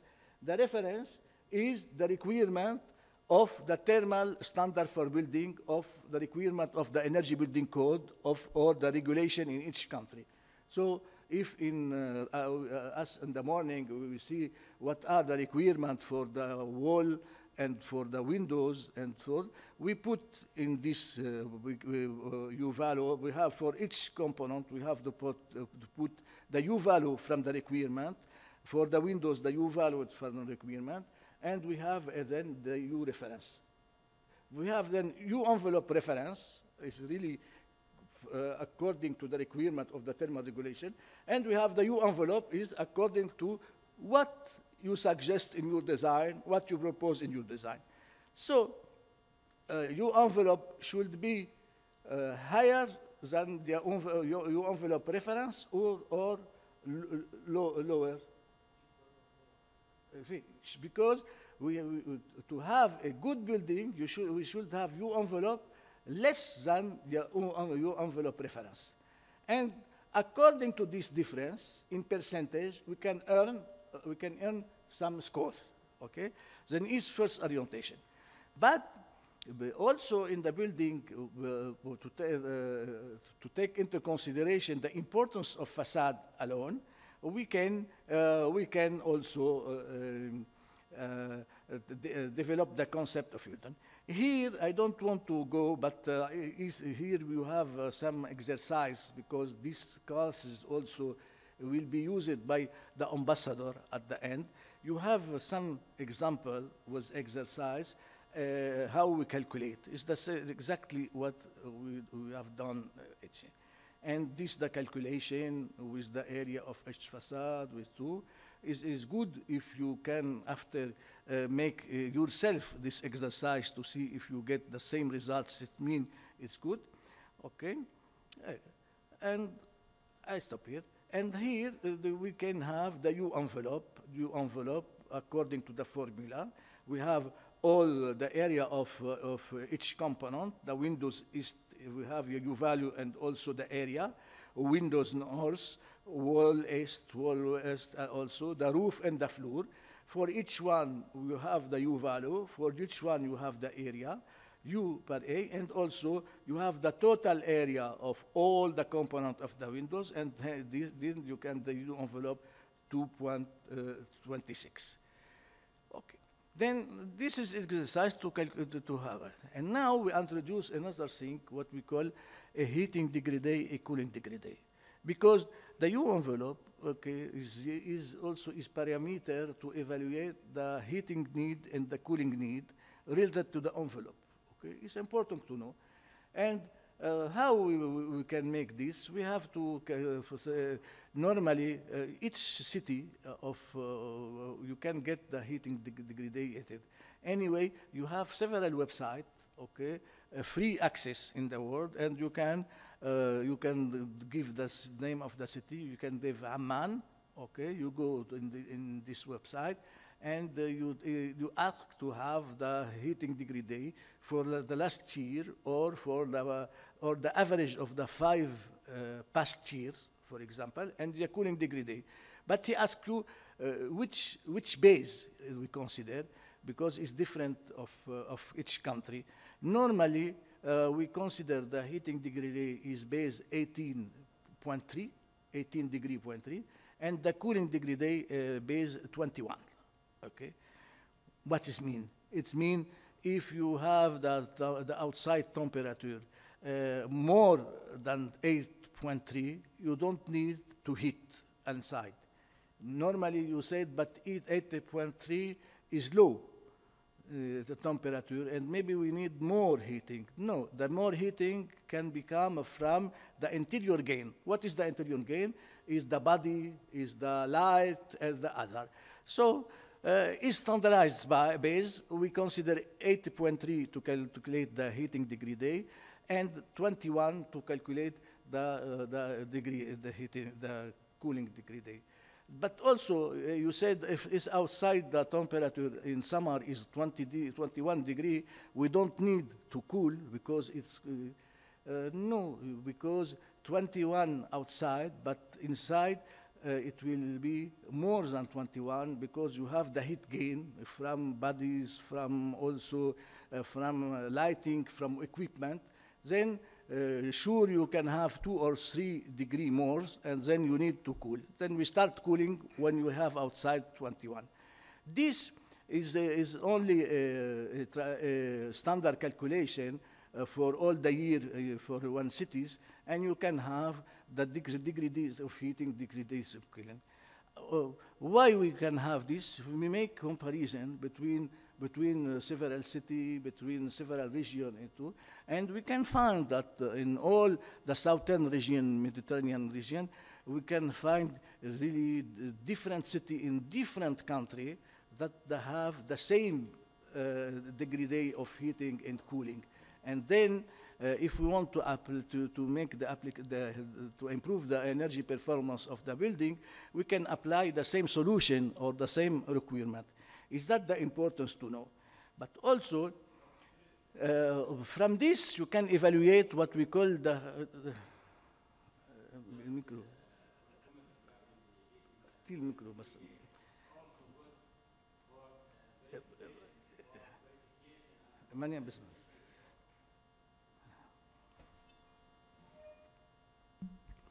I mean the heating degree days and cooling degree days is good for also verification of energy saving for a specific building or a specific office. Yeah, in order to verify that the consumption is in the track or not, you have to justify it by calculating the heating and cooling degree days, not also for comparison. Anyway, here in this calculation is the theoretical cooling need in theory. It's mean if you want to have thermal comfort 24 hours, when you need really heating and cooling, you should put heating and cooling. This is the idea to improve the building. If not, you can have a building that you need the cooling, for example, but you don't want to spend money for electricity, pay electricity for your cooling system, then you can stay in hot temperature, and also in winter the same. But here, for the comparison, if you take into consideration, there are the theoretical need for cooling and heating. We are going to reduce this cooling need for heating and cooling, and we are sure that we improve the thermal comfort in the building. Then this also how we can make this approach and how the thermal the consumption of the energy consumption do the conduction. We use all the U envelope and the difference, the degree days, and we have to take in consideration how many hours per days we are need to heat or to cool, because if it's a school, the heating only when you have a student, is residence is different, is hospital, is hotel. All this different is the number of hours here after. But if you want to make standard base, we have to take this. And anyway, we make this approach.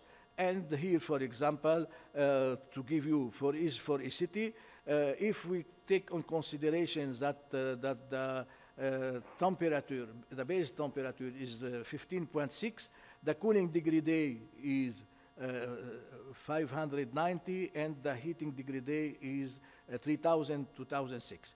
If we consider 80.3, we have this, and if we consider 21, is this.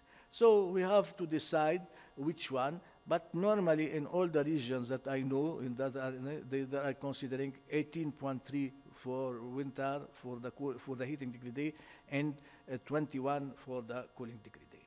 So here also, if we make this evaluation after, if we have the area of the building cooled and heated, we can the energy consumption over this area, we can have this value on kilowatt hour per square meter per year.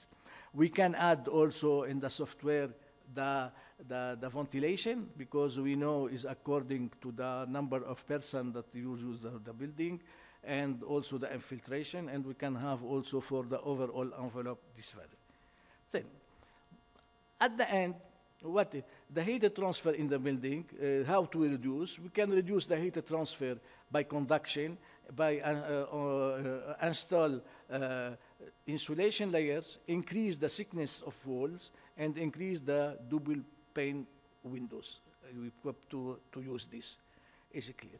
But here is important to know, because when you will see the software at the end, because the demonstration, and you will have access to this software at the end, the software asks the thermal insulation for the building where is in the wall. Is from inside, from outside, or in the middle? What is the difference? The difference, if you put the thermal insulation from inside the wall, then here you have what we call low inertia of the building. What does mean low inertia? It's mean when you need heating or you need cooling, you can go quickly you have to increase then the thermal. You need more than you can have in power, high power. If you put the thermal insulation from outside, then here you have high inertia, and this inertia, the load and also the need for cooling or for heating, the overall need is the same, but the peak is reduced. So when you want to design the equipment, this equipment is you can reduce the size of this equipment because you put a high thermal inertia. But you have to heat more long time already. Anyway, in our country, we are using the thermal inertia. How we can use the thermal inertia? You know that in winter, when in winter we have cold, and what we put in all the building, بنحط السجاد يعني السجاد بالأرض بنحط السجاد. ليش بنحط السجاد? Is to isolate the floor. But in the summer we remove, and the floor then he can play as thermal inertia of the room, and he can, if we have some sun ray interior, this ray then is absorbed by the floor, and it will take time after to emit this. And this with the need of cooling and heating is not in the same time that we have the peak outside. We have what we call is different in time. Then, for example, in Amman, I think if you can have big inertia, okay, you don't need maybe to make cooling in the summer, because the big inertia, the heat to go inside the wall, it will take 8 hours or 9 hours. Then you are at the end of afternoon, or you are by night, and the outside temperature is decreased. Then you can open and you can make what we call this. Then this is important also to know about the thermal inertia of the building. The infiltration also. If you make a good insulation of wall and with double glazing, but you don't take in consideration the infiltration, يعني معمرين الشباك وفارق 2 سم عن الحيط من فوق ومن تحت والابواب وما هيك، كمان كله هيدا بيهرب الحراره وبتاثر يعني ساعتها. فالانفلتريشن بدنا نحلها وهيك. Normally when we have a high insulation, we have to use in the same time mechanical ventilation, because if all your the building or the room or where we are, we have good insulation, and you have a double glazing, and you have low infiltration, but we need oxygen. From where it will become oxygen? So we have to introduce what we call mechanical ventilation. If we don't introduce mechanical ventilation, the humidity become very high, and you have problem of moisture, problem of odor. We have what we call sick building. Is that to have? Then, and now we have this problem we want to go to high insulation, we have to go to high double glazing, but then you should put what we call mechanical ventilation. Mechanical ventilation is a new technology. You have to put in each residential building, and you have to use the ventilator of the fan, what we call 24 hours to 44 hours. You have to ensure from the walls some space that the outside air can come in, but sure in calculated quantity. And you have to extract this from the kitchen and from the base room, and this new technology. But all know that in our country, how we make the ventilation. In the morning, we open the door, we open the windows, and we make what we call natural ventilation. Then this also in residential building we can do it, but in hotel like this, no, it's mechanical ventilation, not natural ventilation. Then the mechanical ventilation, we have to know how to put this mechanical ventilation, how also to size this mechanical ventilation, and also when we introduce outside air. The outside air in the summer is high temperature, but in winter low temperature. But we have to also to exhaust some quantity, the same quantity approximately of the inner air. And then what we exhaust, and this quantity of air is at temperature of, in summer, is cool 24, for example, but in winter at 22, 23, then we lose energy. Because that we have to put on this system what we call heat exchangers. So in the then the mechanical ventilation in commercial building should be linked to what we call heat exchanger to take the cooling, the heat from, and also to use it inside or outside. And here we have a good, another property is about also the quality of the material is about its property of a surface.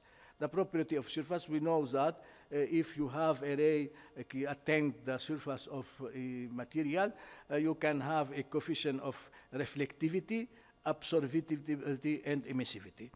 And sure, we have to see what we can do about this. You know that some cities in our country, I think Casablanca, Tunisia, and others, they are using the white color. Why they use the white color? Because the white color has a high reflectivity, then a low absorptivity of sun in the summer. Then this is play a good. This is important to know.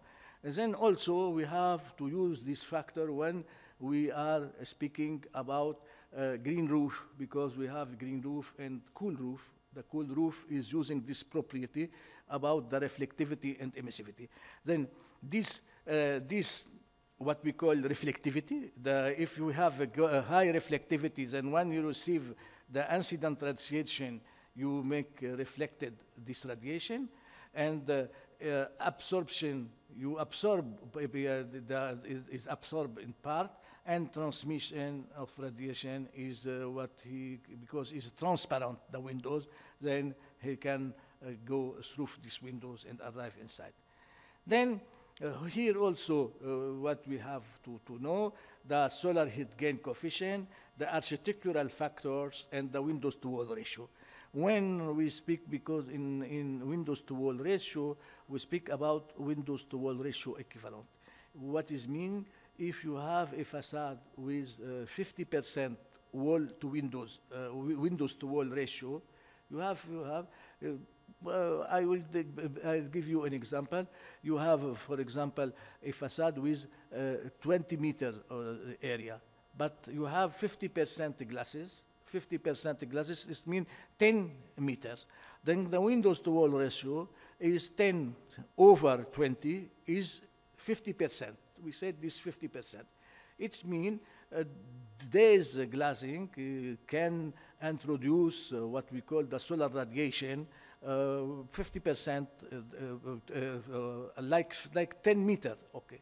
But if you make solar shading and have what we call architectural shading it reduces the solar radiation that attend the glasses. So this solar shading has an impact. It can reduce by 20%, by 30%, by 10%. But if he reduces by 10%, it means per 20%, we have 10 square meter, and we reduce by 20%, it means there's 10 meters of glasses are similar to 8 meters because we have 20% of reduced 20%. Then after, if we use the quality of glasses, solar heat gain coefficient, if we consider these glasses that he has 0.5 solar heat gain coefficient is the color and the reflectivity. So it's mean the 8 square meter are playing the same impact at 4. Then we are going from 10 square meter of glasses, but that's 10 meter of glasses are the same impact that 4 square meters of glasses, because we reduce by solar shading, and we reduce also by solar heat gain coefficient.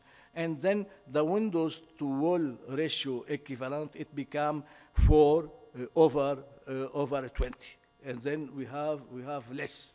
Then this is important to know. Why? This is a very good, very important indicators to take into consideration in our region, in our country. We have to know to improve the performance of the building, not for the heating needs, but also for cooling needs. This about the solar heat gain coefficient. We know in some literature we said shading coefficient, but now we are if you go to the ASHRAE, is solar heat gain coefficient is related to the quality of the here we give the formula of calculation is the same. We can do for each window, the area of the window, the solar heat gain coefficient of the windows, and also the ASF is the solar the architectural solar shading is the factor related to the architectural solar shading, and over the all area of the windows, and we can have the equivalent. If we have a skylight, we use also the second part, skylight. If you have skylight in the roof, meaning also we can use. Then this also is a property to evaluate the performance of the envelope of the building related to the exchange in summer, especially for solar radiation. Then, normally, all our region between 30 and 35 latitude, okay, the Arabic region, and I said the southern Mediterranean region is the latitude between 30 and 35. So it's we can use the same projection factor. What is mean? How we can make solar shading? We can solar shading by using what we call overhang, is the overhang, or lateral fields, okay? How we can characterize the importance of this architectural shading? We have to calculate what we call the projection factor. Projection factor is A over B, is the projection factor. Where you are is very clear on the figure, and the same projection factor from the other side. Then here you have a different form of this, how we can to calculate. For this is easy, is A over B. Here the A is from this, not from here, because it reduced A over B. And here also we have several reduction. Then what is important is to have a high projection factor. normally in our country, we don't need more than 0.4. 0.4. It means for each meter of windows, we should have overhang of 40 centimeter. If we make 50, with no difference at all, because then if you have less than 40, you have solar shading, but not the best one. Then, according to projection factor, we can calculate after the coefficient of solar shading. It's important. Then, but here, for example, if you don't, if you have a windows 2 meter high, you should put, for example, overhang of 80 centimeter to have 0.4. Okay, but 80 centimeter, maybe you are not allowed to put this, and architecturally is not good. Then you have to put too small, 40-40. Then you have to put one like this and this and this. And if you want to reduce, you can add other layers of overhangs, and like this to have 0.4. But this for which facade is for the southern orientation. Which orientation is for the south orientation. Okay, then it is important to know the overhang for east orientation and west orientation. Don't have any impact because you have the sun is so high and you don't have is so low and you don't have any impact. This is important. This also is very important to know. Is about the radiation, the sun radiation over the years, and to understand what we have. In summer, you have here what characterizes the summer. The day in the summer the number of hours is very high, but in winter, the number of hours of day is short. But in summer, you have from here what we call the sunrise, and here you have from the sunset. Then what each windows receive is in percentages. Solar radiation passing through double glazing under a clear skies. This means what? In summer you have 130% from east and west, and 74 from south. And from the north, we didn't take on consideration because we don't have really direct sun in the sun. In the north, we have only what we call diffuse. Then, if you consider in winter, you have the maximum from the south orientation and very, very low for east and west. And the between season, you have also the same 154. Then, according to this, we understand that the south orientation is very important to put our windows on south orientation, and to put the low area of building of windows on the south and also in the east. In the north, not important to make any protection, but we can use daylighting from the north is very good. And here we make this calculation, by simulation we do to understand what is the importance of the solar shading on the what we call the architectural protection, ASF, is it? You see in the first table, the first table is for overhangs, the first one. The overhangs, if you have overhangs, we calculate the projection factor, PF what we call, and if we have a projection factor, for example, between 0.5 and 0.25, we have to reduce the ASF for the north is 0.7. 0.7 because all the windows on the north automatically we use 0.7 as coefficient of reduction. Why? Because we don't have sun. But also, if we have overhangs on east and west, also you don't have any effect. But if you go to the orientation south, you have 0.8. This for overhangs. The second table is for fins. Fins is the lateral fins, what we call, is the same. The lateral fins have impact on east orientation and on west orientation, and don't have any impact on north and west. This coefficient, okay, if you use it correctly and properly, you can improve the orientation of the building. Then in the software, in the formula, when you introduce this, you can see that we can have windows to wall ratio equivalent low if we can have a good choice of solar shading and also. This is also the component, an example, because for each category, each indicator, we give some example to follow. You have the area of the component, and the windows have 0.8, and we have to calculate the windows to wall ratio. We make that this the application of the formula, and we can see that here for this example, the windows to wall ratio is 0.075. Okay, in this.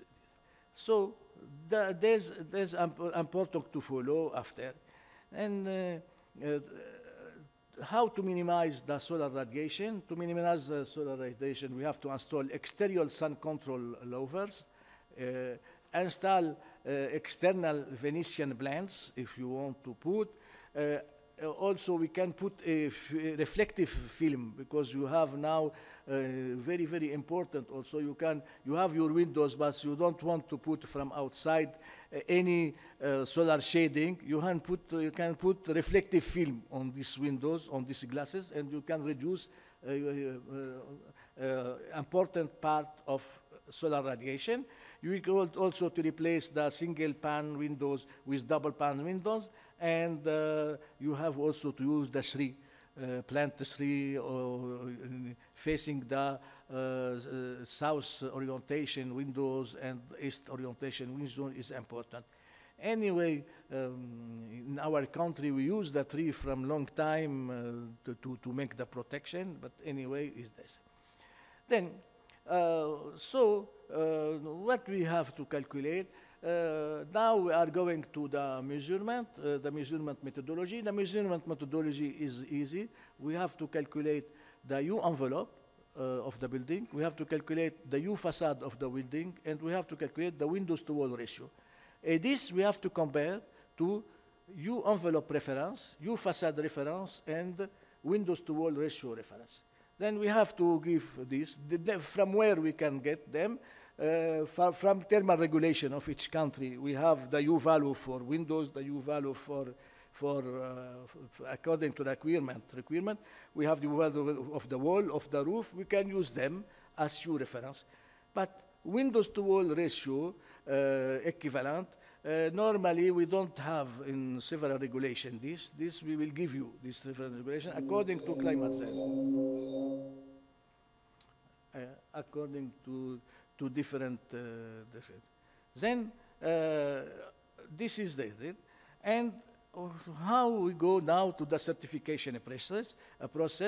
We have application, we have a pre-assessment and after verification. This one you see is the assessment framework for all the criteria that we said, but for the envelope we have to assess this only. Tomorrow you will see another indicator. Then we have to assess the thermal performance. Here we suggest you to use the TSBC tool. You see, if you want to use it, use it. If you don't want to use it, you can use the calculation alone. You can make Excel table and perform the calculation. But if you want to use this TSBC, you can use it. Then you can, we calculated it. Slab on ground thermal resistance. Here, if you have a slab on ground, we have only what we call some requirement, what we don't take in consideration for the scoring. Okay, is this, and you have, and for the eco construction, we take into consideration the material category, the eco-friendly insulation percentage, and mandatory insulation, the hot water pipe, and the refrigerant pipe, and the duct should be insulated, because it's part also, because also should be insulated. Then here you can you can see the second. For the after we should have the roof, and for the roof we have what we call a green roof, is vegetated roof, and non-vegetated roof we can is what we call cool roof. We can evaluate the initial solar reflectance, the maintenance of solar reflectance, the thermal transmittance, and also the alternative case of thermal emittance, if thermal emittance not achieved, and also we can get some score. Then all this part with the envelope, we will see them quickly this afternoon to go tomorrow to the other category. Then this, everybody know it. Normally in all thermal standard of building, you have the presentation of the building like this. I don't know you have this in the thermal standard of Palestine or not, this figure or not, this schema, this. Anyway, if you don't have, normally we present each building like this. We can have the U of the roof. We can have the U of the windows, is the value. The wall. Also, for the floor, we can have three kinds of floor. One of them is semi-exposed. It's mean a floor, and we have down, we have maybe parking, we have space, not cooled and not heated, but you have space. Exposed is you have pilotis, and you have the floor on pilotis, and you have it's exposed. And that third one is thermal resistance on a slab on ground, if you have this. Then for each building, we have to take in consideration what kind of floor. If we have this floor or this one, we have to take in consideration to calculate the U envelope, because it's part of U envelope. If we have only slab on ground, we will see if the requirement of insulation of slab are taken into consideration, but the area of the slab on ground is not considered in the U envelope, to be clear. The U envelope is all the wall, the windows, the roof, and the ground floor, if the ground floor is exposed or semi-exposed. And if we have only a slab on ground, we don't consider the area of slab on ground for the calculation of U envelope. Here, we go to the climate zone. What is the climate zone? Here you have this figure. This from is from building and energy in southern region. Building energy and the climate in southern is a publication of Plan Bleu, and you can follow this link to have this publication. This publication is important because it analyzed the cooling and heating degree for all the cities of the region. And in this figure, according to the color, you can have the level of degree day, from high level degree day of heating to low level degree day heating, and high level degree day of cooling to low level degree day of cooling. And we can see too that our region, we have practically the same color that we can have here, we can have in other. Then the climate zone, we can consider that the climate zone is like ASHRAE, ASHRAE 90.1, for example. You can apply ASHRAE 90.1 for all regions of the world, because they say that for each city, you can calculate the cooling degree day and the heating degree day, and you see in the Ashley 90.1 in the annex, which climate zone, and you apply the requirement for this climate zone.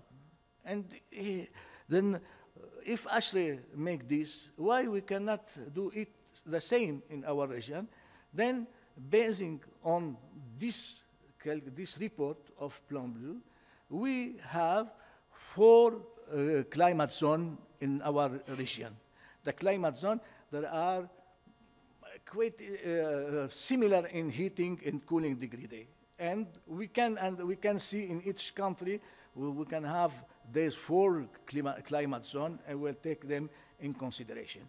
So, what is this? The coastal climate zone, an example, is, for example, Lebanon, Beirut, I give. We can have Tunis in Tunisia. You can have also Tangier in Morocco. You can have the climate is of a wet moderate, is Mediterranean type, and characterized by rainfall concentrated in the winter and early spring, and hot and dry summer with a fairly high relative humidity. Okay, then this Z1 we know what are the cooling degree day and heating degree day. They are in the report, but if you want to go and to see for each city, but you will see. But also you can have the mountain, okay, then here is different. You have a cold season in the year, and also you don't need so much cooling in the summer, according to this. But after consideration, we saw that we should consider 2 mountain regions, not only 1. Why? Because you have high mountain and middle mountain. A high mountain, for example, in Lebanon is Sunnin. We have 3,000 meters, for example. Is not like another, the requirement and the need for cooling are so high. You have Ifren in Morocco, you have it. Then we use 2 in our regulation after 2 kind of mountain, middle mountain and high mountain. And you have also what we call continental zone. The continental zone is like Amman, like Baalbek, for example, like Marrakesh, okay, is a continental zone. And finally, you have the desert zone, okay, the desert zone. Then, according to the Plan Bleu, you have 4 zones, okay. According to our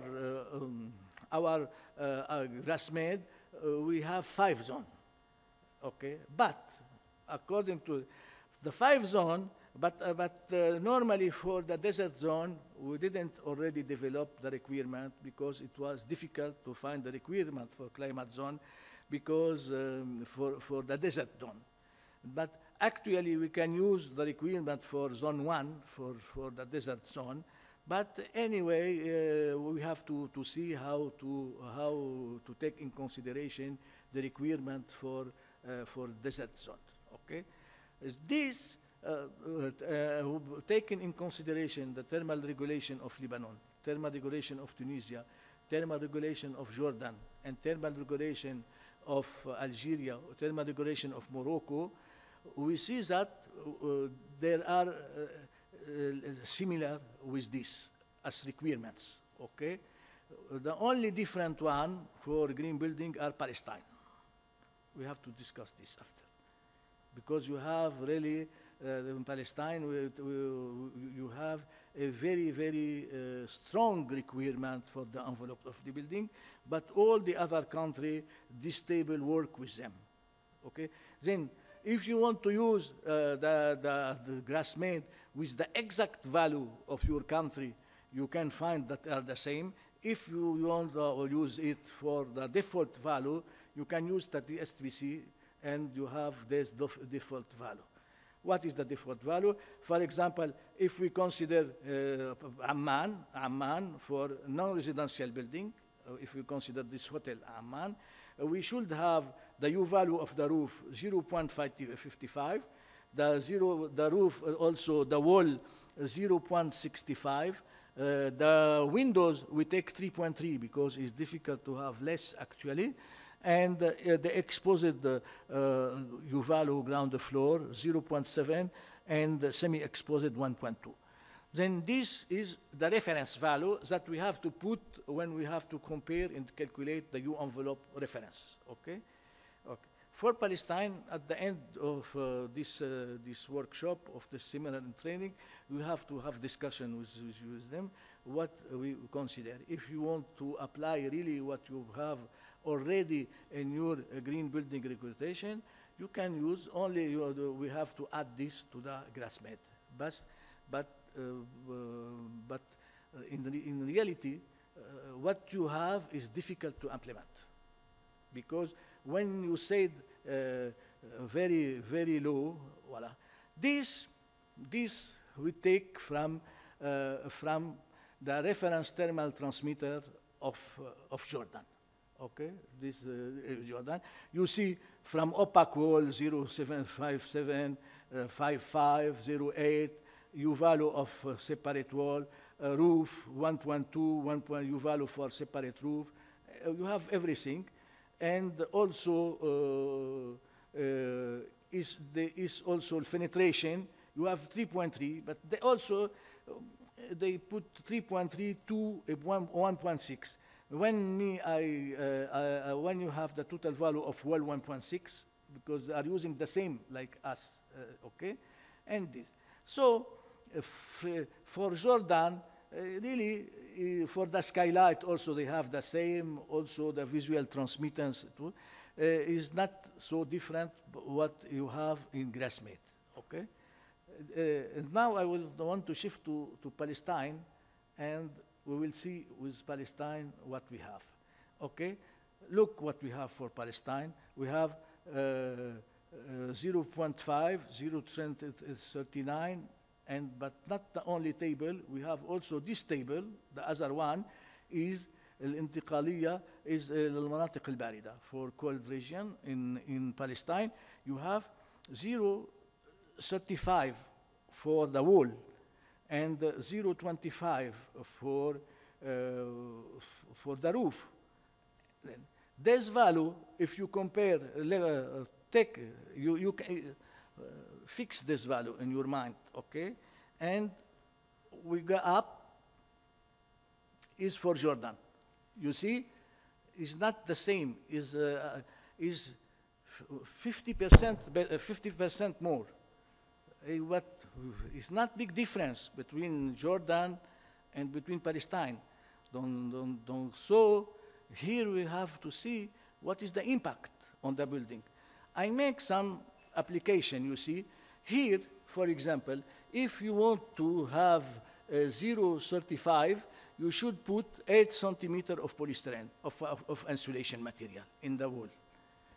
8 centimeter is the start. It's not green building. It's the requirement reference. Then if you want to have a green building, you should put more than 8, 10, 12, 14.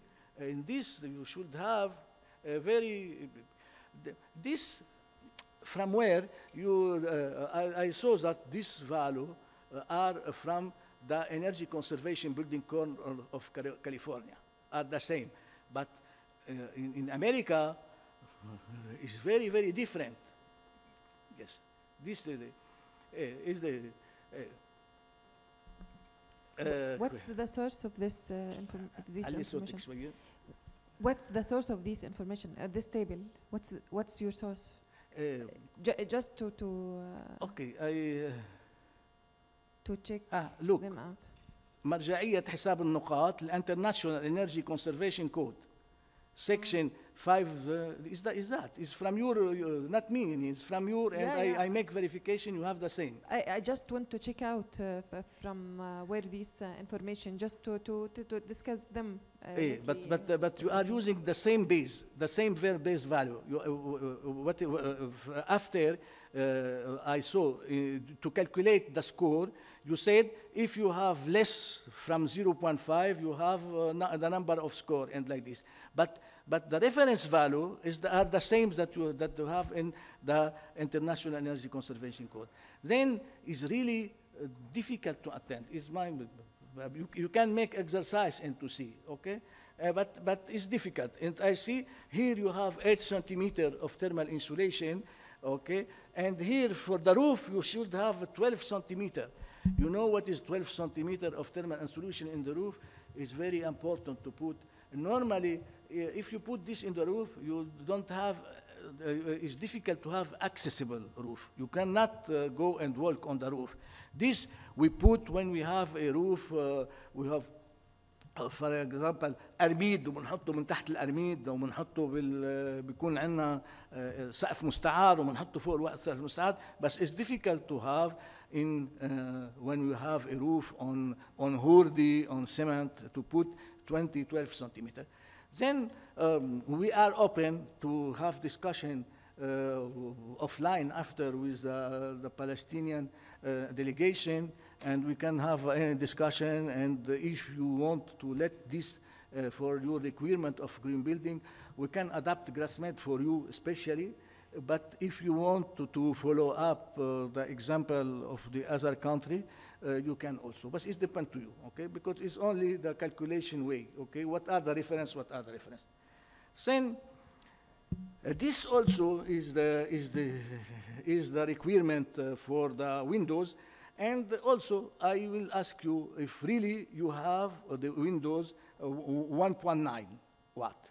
If you have any manufacturer that he can propose on the market windows with U-value 1.9. In Lebanon, we don't have at all. In Tunisia, they don't have at all. I am sure 100% we work with them. In Algeria, in Morocco, they don't have.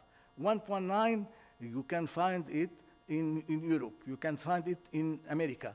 But it's very, very difficult. No manufacturer can make this in our country. Then the requirement also for this is difficult because not manufactured in the Antille region.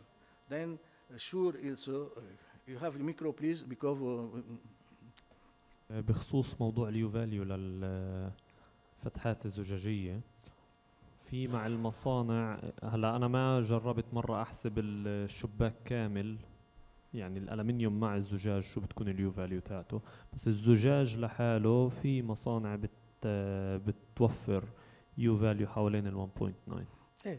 ولكن بس for the calculation for the windows we take into consideration the frame and what is, because for the glasses is easy to have 1.5 or 1.19 because we have to increase the layer of fines air. Okay, but what is the difference? How to make the frame with thermal insulation? In this, you don't have it, the jungle. You have to put thermal insulation between the inside and the outside, and it's very difficult to have. هلا اتوقع هون الحسابات ممكن يكونوا عاملينها على الزجاج، ما بيكونوا عاملينها على الالمنيوم. ممكن. اوكي. اوكي يعني then اخذوا مثلا الزجاج نفسه انه حققوه باليو فاليو الفلاني، بس ما حسبوا معاه ممكن يكونوا الالمنيوم انه شو الاثر تاعه على ال هذا ممكن كثير. اذا but for the calculation we need for the overall windows. So after we have to find solution how to take on consideration the frame also, and which I think if you take 1.5, 1.9 for the double glazed windows, you are right. Maybe if you add the frame according to the actual technology, you can get the 3.3 or 3 like this. Okay, but sure we have to clarify this to speak all with the same language. Okay, but you are right. Double glazing we can get it, but double glazing plus a frame it will be difficult to have in our country. Then also is a second point of discussion in the future in the committee, because we want to have a technical committee for GrassMED green platform. We can discuss all and we decide what we put and what we cannot, how we clarify some issues and like this. It's important to this common dialogue between all the country about green building. So your facade is this, and okay, in Jordan, regulation, they have requirement for U facade. And here we add this U facade for the different climate zone. Okay, we suggest this U facade is the windows U facade 2.5 for residential, 2.2 for non-residential building, commercial building, and according to the climate zone, we propose this. You can also check, but this also, if we consider the Moroccan thermal regulation, Tunisian thermal regulation, and Jordan thermal regulation, Lebanon thermal regulation, this is appropriate. Okay? So, how to calculate? For the envelope, we have 191 points, and we have 50, the overall. We have to calculate for each one U envelope and reference. We have the reference U envelope reference minus U envelope U envelope. We have the percentage. It means we have to calculate the percentage of improvement. And according to this percentage, we can earn some score. Okay? Then the maximum score that we can earn, if we have 50% improvement for the overall U envelope, we have 50 points. If not, we have less also. For the facade, the same. And for the windows to wall ratio, we can have the same. So to improve the overall envelope, we can get a maximum 150 points, but the 150 is not easy to get. Because if we want to have 150, we have to increase the insulation, use a high-level double glazing, and high level of solar shading and solar heating coefficient of window. Then we can have it. I don't say no, but normally we can be 100, 120, 130 is according the effort that you want to put in the improvement of your envelope. Then this one, this is the way of the calculate.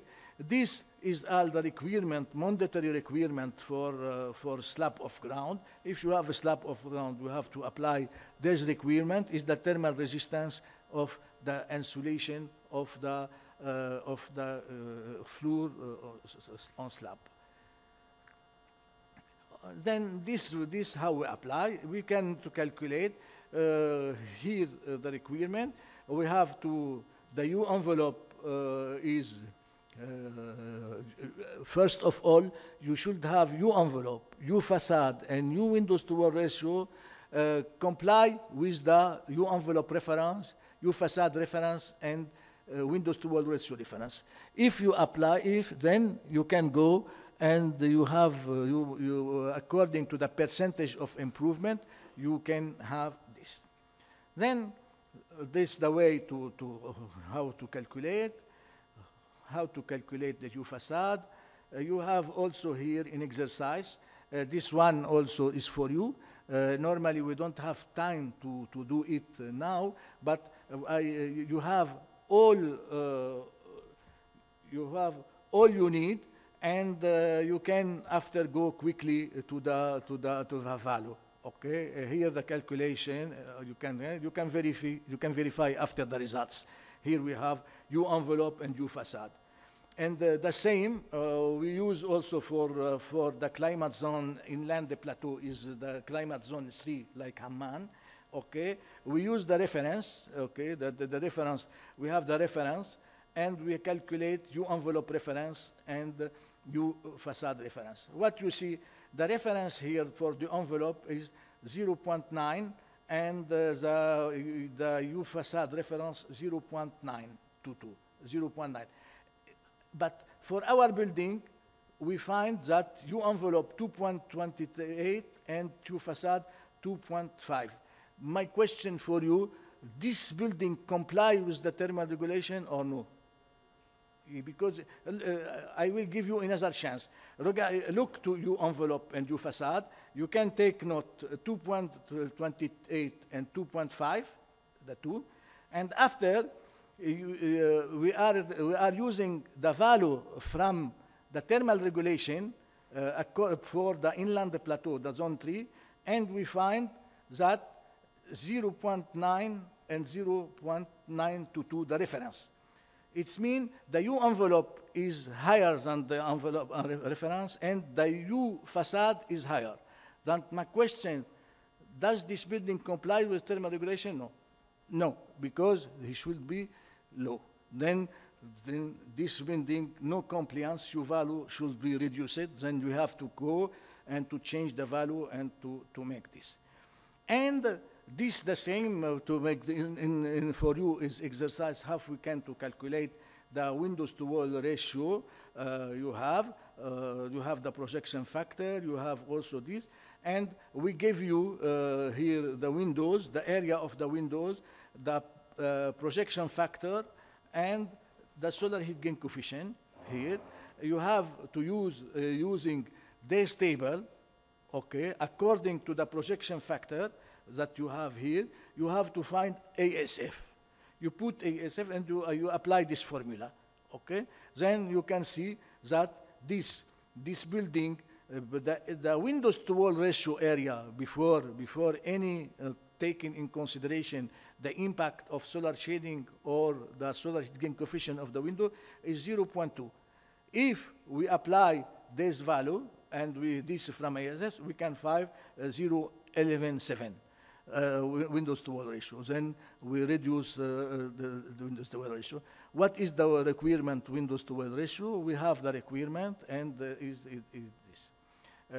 So it's important to need a compliance statement. Now we have the facade, the envelope is okay, the facade also is okay, and then we go to this table and to make a calculation of scoring, okay? Then when you have this, you can calculate, and now according to this, also another exercise how to get the scoring. We give you the U envelope reference, U facade reference, windows to wall ratio reference. We have to apply this and put the score here. You can make this exercise alone after, but the results are in the second one. So now you can apply the requirements and also the measurement methodology for the envelope of building, and you can get a score. And after this presentation, we want to analyze this, to use the tools for in application is a small hotel in Amman.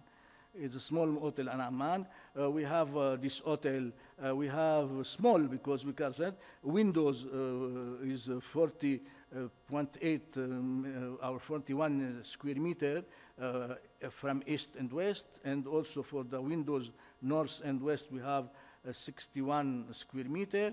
The wall east is 199, wall west 192, like this, and you have the roof and you have the floor and semi-exposed.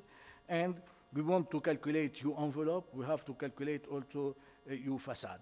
This is the in application I will do after. But now I want to go to some workshop. We have no? Okay. Then now you have the first question. What is the thermal transmittance U value of a wall?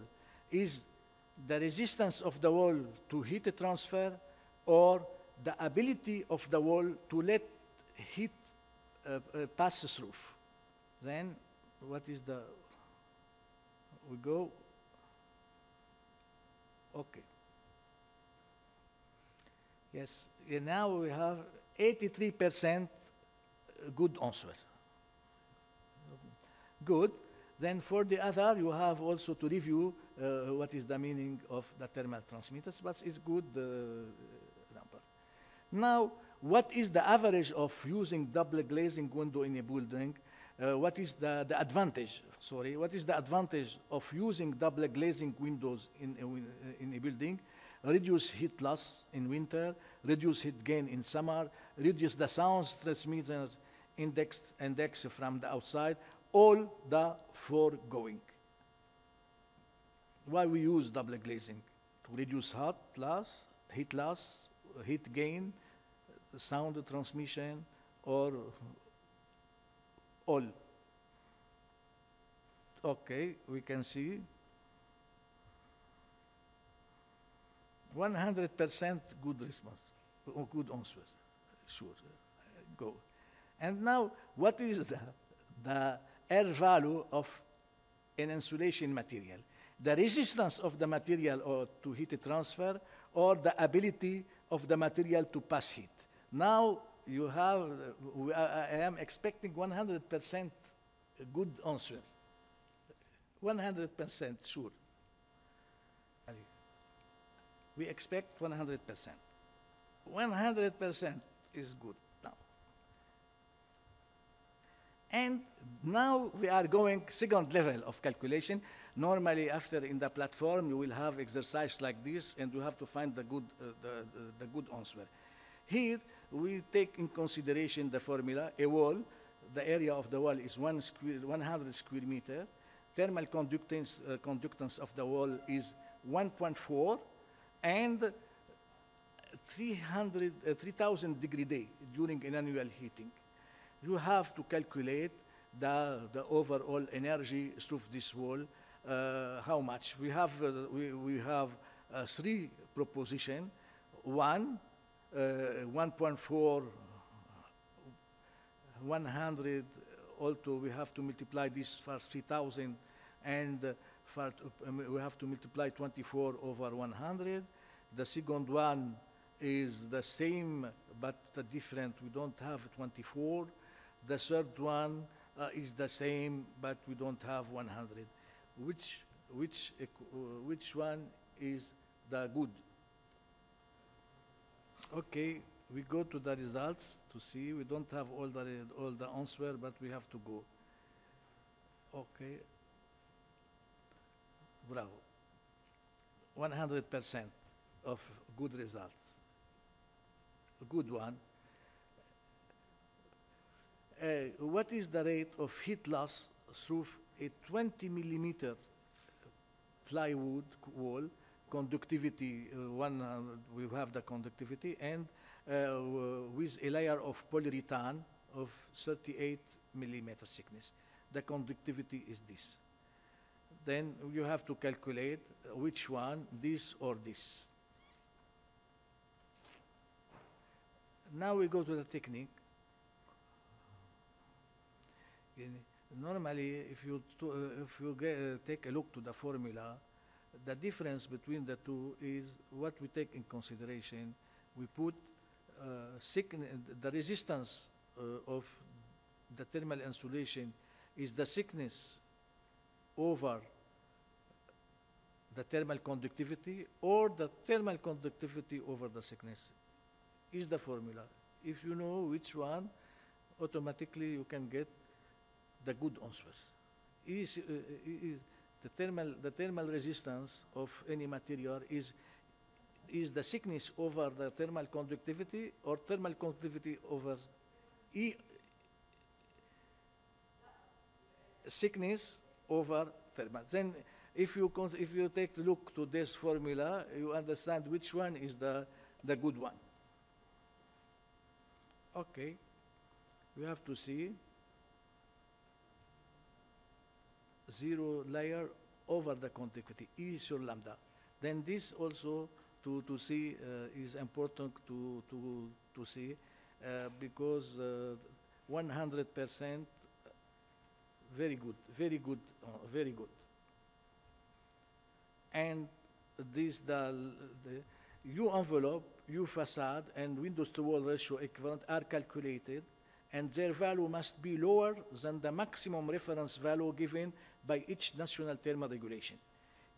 Then we have to calculate, and their value should be lower than the maximum. Is right or is wrong? Yani U envelope should be lower than U envelope reference or not. U facade should be lower than the maximum the U facade reference, a window to wall ratio lower or not. And here I expect also 100% of good reply. Right or wrong is important, because if you understand how we calculate U envelope and U envelope reference, and how we compare U envelope and U envelope reference to earn point, it will be imports. Okay, we go. Anyway, we have 91% of good answer. Okay, only one don't give the good answer, so we have to clarify this. Then this is the application. Now we will take a break for coffee, but I want to explain something. In the Green Book Grass platform, you will have what we call e-learning. E-learning, you can to follow this, and at the end, you have 10 questions like this, and you have to reply, yes, good. At the end, we don't give you the right answer. We tell you, you have 5 answers over 10. We don't know which wrong and which right. Then you have to remake the exam alone, okay? To have at least 8 good questions over 10. When you have 8 questions, you have automatic certificate for you from the website with your name that you follow this module of envelope and the training. Then, because if we give you where are the wrong immediately, where the good answer and the wrong answer is not good. So you have to repeat and repeat and repeat to understand and to have all the points.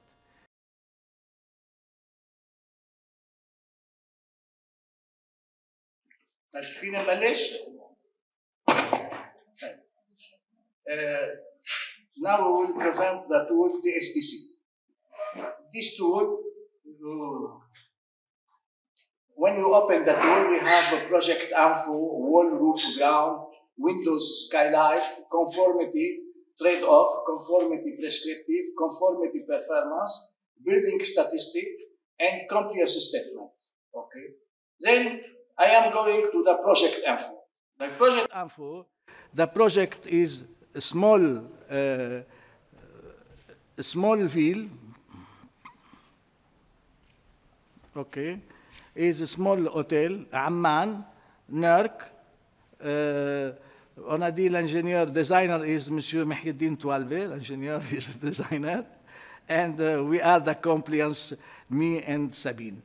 Switchboard, then is the hotel. Yeah, normally in the past presentation, I give you the size of the wall, and we have to introduce all together here. Anyway, the first one, we have to introduce the wall. We have 3, 4 kind of wall. Maybe in the building we don't have the same walls. We have several ones. For each one, we have to introduce from outside to inside. Here, for example, we have concrete light, 14 centimeter, expanded polystyrene. Polystyrene, we have to put the thickness. For example, we have the choice of several material. Okay, here you don't have to put the thermal conductivity. We have all the materials that are used with the thermal conductivity. Here, for example, we use polystyrene. We can change. We can use polyurethane, for example. I change polyurethane. Thickness. What do you think for the wall in Amman? What is the thickness of thermal insulation you want to put? 5, 4, 6? How many centimeter you want to put? 5. We'll put 5. Okay. Then 5, and after you have a concrete block, and 14, and here maybe we want to put a brick, or maybe also nothing also. It's different. Then here we get 0.38 as U value. We go down, we have the roof. The roof, we have from outside cement mortar, 6 centimeter. Yes, we put 7 centimeter of polystyrene extruded. We can change. Anyway, for each layer, we can choose the material and also the thickness. Okay, we put everything. And automatically, we have the calculation of U value. Okay? See the importance.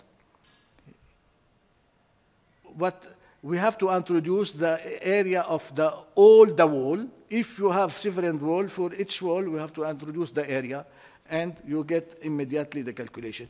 Well, I can change here. I can put 3 centimeters. Regard is the value here. Okay.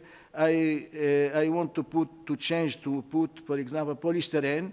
If I change the material and I put 5 centimeters of polystyrene, we have changed. Okay, polystyrene. If you put, for example, 7 centimeters, anyway, this gives us. We have immediately the U value, okay, for material, also we introduce for floors and for isometry. Then when we finish, we can go to the other component. The other component is window. Window skylight, we have the windows. Here we use double glazing. Solar heat gain coefficient, I put 725, we can change, we put 707, okay. Is the area, is U value of the windows, 2.8. If you want to calculate, we have to calculate. If you know the U value, you have to put U value here. Anyway, and here is to calculate the solar shading, the impact of solar shading. Then you have the windows, north, east, south, and west. We have 61 square meter windows on the north. Immediately, the factor of solar shading is 0.7. We have on east 40. We don't have fins. Then is 1. If you want to put fins, you put the windows to wall, the projection factor. I want to put, for example, 0.5, and when I put 0.5, 0.4, for example, and immediately you have a SF change automatically. Then also you have the projection factor and overall, and calculate, we have in the windows to wall ratio for all facade. Okay, now I introduce all the characteristics of the building, for the windows, the roof, and all the components of the envelope, but I go immediately to the statistic, building statistic. What is the building statistic? I made calculate, and you have all the value, the area, north, wall, and also the U value of all components. Here we can make, because before we start a verification, we can see that really the area of the wall is exact what we put, the area of the roof, and so we have everything here, okay? You have the envelope. We go immediately now to trade-off. Here the calculation of U envelope reference, and I think you make this one, and we have check conformity, and we have the value. U envelope 0.64. U envelope reference is 0.99. Then we have around 33% of improvement. So 33%, we have to go to the rating system, and we see according to 33% how many points we can earn. Okay, U envelope, U value of the roof is the same. Here we have U envelope 0.76, okay, and 130 the reference. And the same, we have around 40% of improvement. We can have also the number of points related to this. And at the end, we have windows to wall ratio equivalent. We have also 0.10. And here, when you have a green, its mean is in conformity. If you have red, we have to come back to the project and make some change to improve the conformity. And, okay, is this. So, this one is okay. We can use what we call another one is the prescriptive paths, is to check the conformity. We have another methodology qu'on appelle prescriptive path, and this one is really according to what you have. Then for the zone 3, we have the reference value 063, for our project 04. For the wall, we have 0.77 and we have 0.38. For windows, we have 2.8.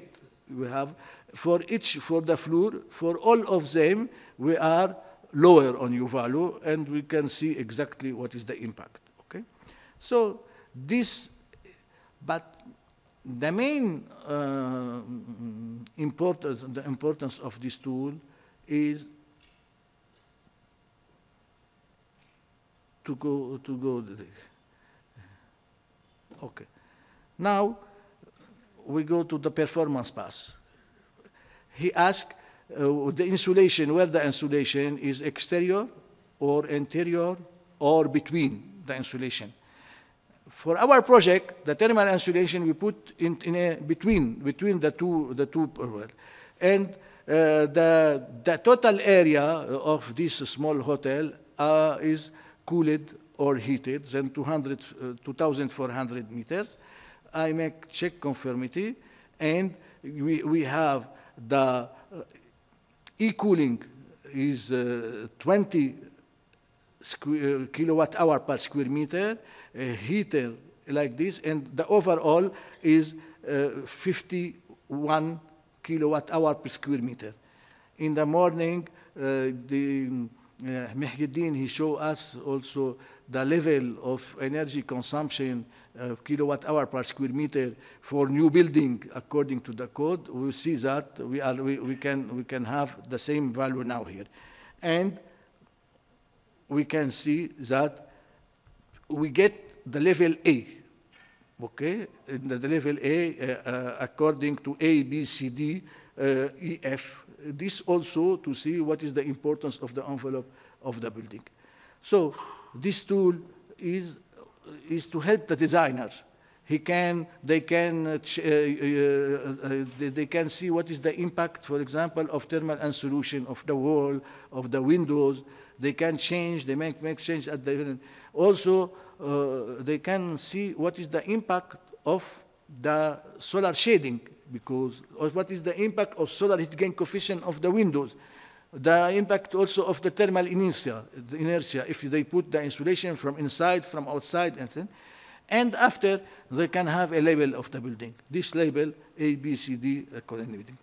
So the base case, the base are the similar as I see for all the country. And also, we see also for Palestine, for the thermal standard for Palestine, there are really similar to Jordan, similar to Lebanon, similar to the whole country. Then this tool at this situation could be used by the whole country, okay, because the calculation that I saw you before this presentation are the same. Then it's very useful to start with this, to improve the performance of the building, and to see how many points you can earn from the envelope. When you finish with the envelope, you can go for the eco-construction material, for the eco-roof, and also for all the other category and the other credit and the other solution. For each one, we will show you how we can earn anyway, I will make at least one exercise. I go to the wall, okay, and I want to 0 centi of polyethylene. I don't want to put any insulation in the wall. Also, we don't put any insulation, okay? And for the double glazing, we're going to go with it. We go to the Windows slide, and here we will put 5.8. It's mean simple glazing, okay? is the situation of the actual building without thermal insulation, without double glazing. We want to see what is the impact. I will say check conformity, okay, trade-off. Look, then here we are. The U envelope is high comparing to U reference. The U facade the same, but what is good is only the windows to wall ratio, because the windows to wall ratio is the solar shading stayed the same. Okay, we didn't change anything in solar shading. If we are using a solar heat gain coefficient of the windows, we use 0.7. If we put now 0.8 or 0.9, it's mean clear. You see, and also this it doesn't work. Finally, we can go to the future work, and we will see now the compliance, the performance paths where we are. Check conformity. Where we are now. Before, with the thermal insulation, we have level A. Now, without thermal insulation, we have level E. And before, we have around 51 kilowatt hour per square meter per year, the cooling need and the heating need, and now we are 121. Here's the impact of the thermal insulation of building. You have it. This one part of the GrassMED platform that you will see. Okay.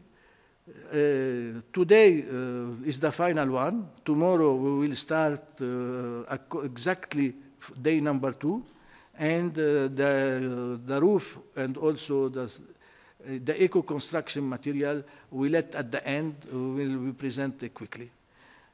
If you have any question, you can ask. If not, I will tell you. See you tomorrow. تفضل.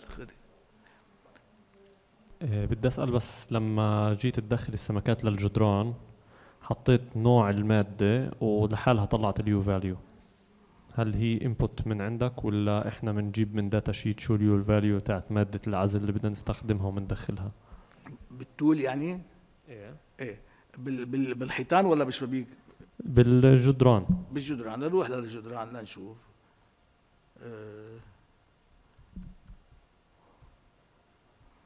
هذا جدار مثلا، اوكي؟ ايه هلا هذا جدار، هلا انا كنت منقي بوليسترين، اوكي؟ نقيتها ضلت البوليسترين بس ما فيعني ضلت البوليسترين، هو كان ما لازم نقيها من الاساس يعني، عرف كيف؟ بس بما انه كنت حاططها بينت بالتيبل حطيت انه 0. اوكي لا انا قصدي الخانه اللي جنبها اللي هي الكونتاكتيفيتي الجنبها. هلا هو مثلا اذا انت نقيت هون مثلا هولو بلوك، اذا بدك هولو بلوك 18 بتنقي ال 18، اذا هولو بلوك سيكنس 20 بتنقي 20. بتتغير الفاليو تاعت الكوندكتيفيتي يعني هي انبوت من ولا هاي هيدي هيدي من التولز، لانه كل ماتيريال بيعرف هو الثيرمال كوندكتيفيتي تاعه. في مجال نعرف انت ما بتدخل شيء، انت بس بتدخل نوع الماتيريال. يعني كل الماتيريال اللي بديها موجوده ولا في مجال ندخل ماتيريال جديده عليه؟ اوكي، من هذا السؤال المضبوط رح فرجيك وين انا بدخلها. ايه سويتش بورد. رح اروح للكومبلينس ستيتمنت للبروجكت انفو هون، ورح انزل بالبروجكت انفو. هون بقول لك بروجكت نيو كونستراكشن، بتقول له نيو كونستراكشن نون ريزيدنشال ولا ريزيدنشال. بيقول لك البيلدينج انفلوب تريد اوف او بريسكريبتيف او بيرفورمانس، انه هول يحطوا على طول ثلاثتهم يعني بدنا نعملهم. بيقول لك اليو فاليو والريزيستنس. ليك شو بقول لك؟ كومبوننت يو فاكتور لابلد اند اور سيرتيفايد اف يس جوانت، يعني انت يا بدك تدخلها بتكبس على هيدي، ساعتها انت بدك تصير تدخلهم. إذا منه موجود الماتيريال بتقول لهم لا منه موجود أنا بدي دخله، أو بقول لك الكومبوننت الاير فاليو واليو فاكتور هن ديفولت فاليو، إذا حطيت ديفولت فاليو صار بس تاخذها من قدام هي اوتوماتيكلي بتحطها. ففيك تحط 2 يعني ديفولت فاليو، فيك تكبس على 2 تحط مع نفس الوقت ديفولت فاليو هيك بتروح لما عم تعبي الحيط يعني you can put the two then you can go immediately to the tools. If you have the reference of the material, you can take this material, and if not, you can introduce a new material, and you have to add the thickness and the thermal conductivity or the thermal resistance. تمام. السؤال الثاني بخصوص العزل، لما جيت تختار هو موجود برا ولا جوا ولا بالنص؟ ما فهمت عليك مزبوط. العزل في الجدار لما جيت تحدد هو موجود على الجدار من الخارج ولا على الجدار من الداخل ولا في نص الجدار؟ هلا normally when you want to feel the forma for the wall or for the roof, you start from the outside. The first rail, from outside. After you can go each layer, you follow. Okay, but for the calculation of U value is the same. If from anterior or exterior, you don't have any difference. But after, for the calculation of the energy consumption, then you have when you see here, for example. أنا سؤالي بس عشان الثيرمال إنرجي. آخر واحدة يعني هوني performance parts. Here you have to choose the wall insulation exterior. I want to put exterior. You have to change interior. You have change and between and you have a slight change between for when you choose the position of insulation from outside or inside or between. Is according to the inertia of the building. بس ما هي أنا مش مشكلتي لما يكون outside ولا لما يكون inside. الحالة اللي ممكن تفرق هي في البتوين. في ممكن يكون بتوين بس inside، يعني إذا أنت أخذت المقطع كامل، إذا كان مثلا حجر، بطون، عزل، هواء، طوب، خلينا نحكي. مزبوط.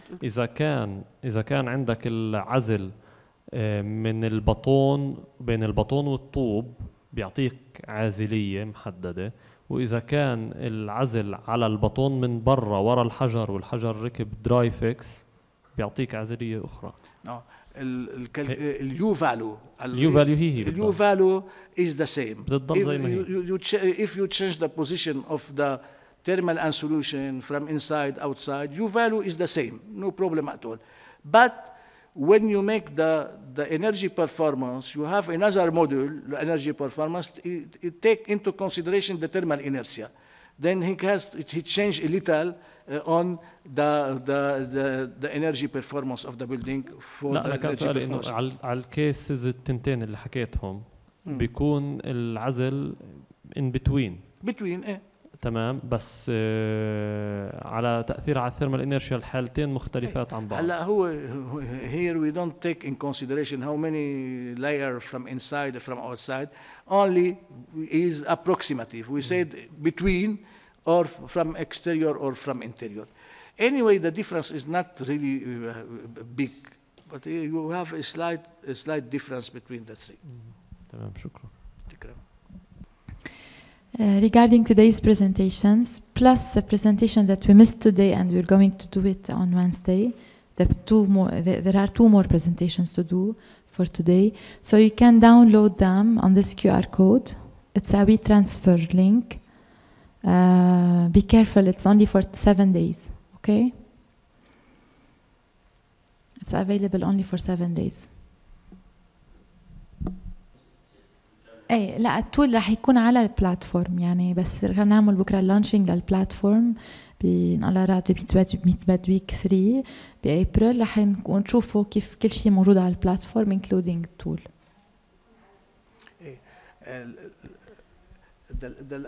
The launching of the platform will be in the Energy Week in Jerba in Tunisia on 22 to 24 April. Okay, we will have event to launch the GrassMED Green Book platform. Okay.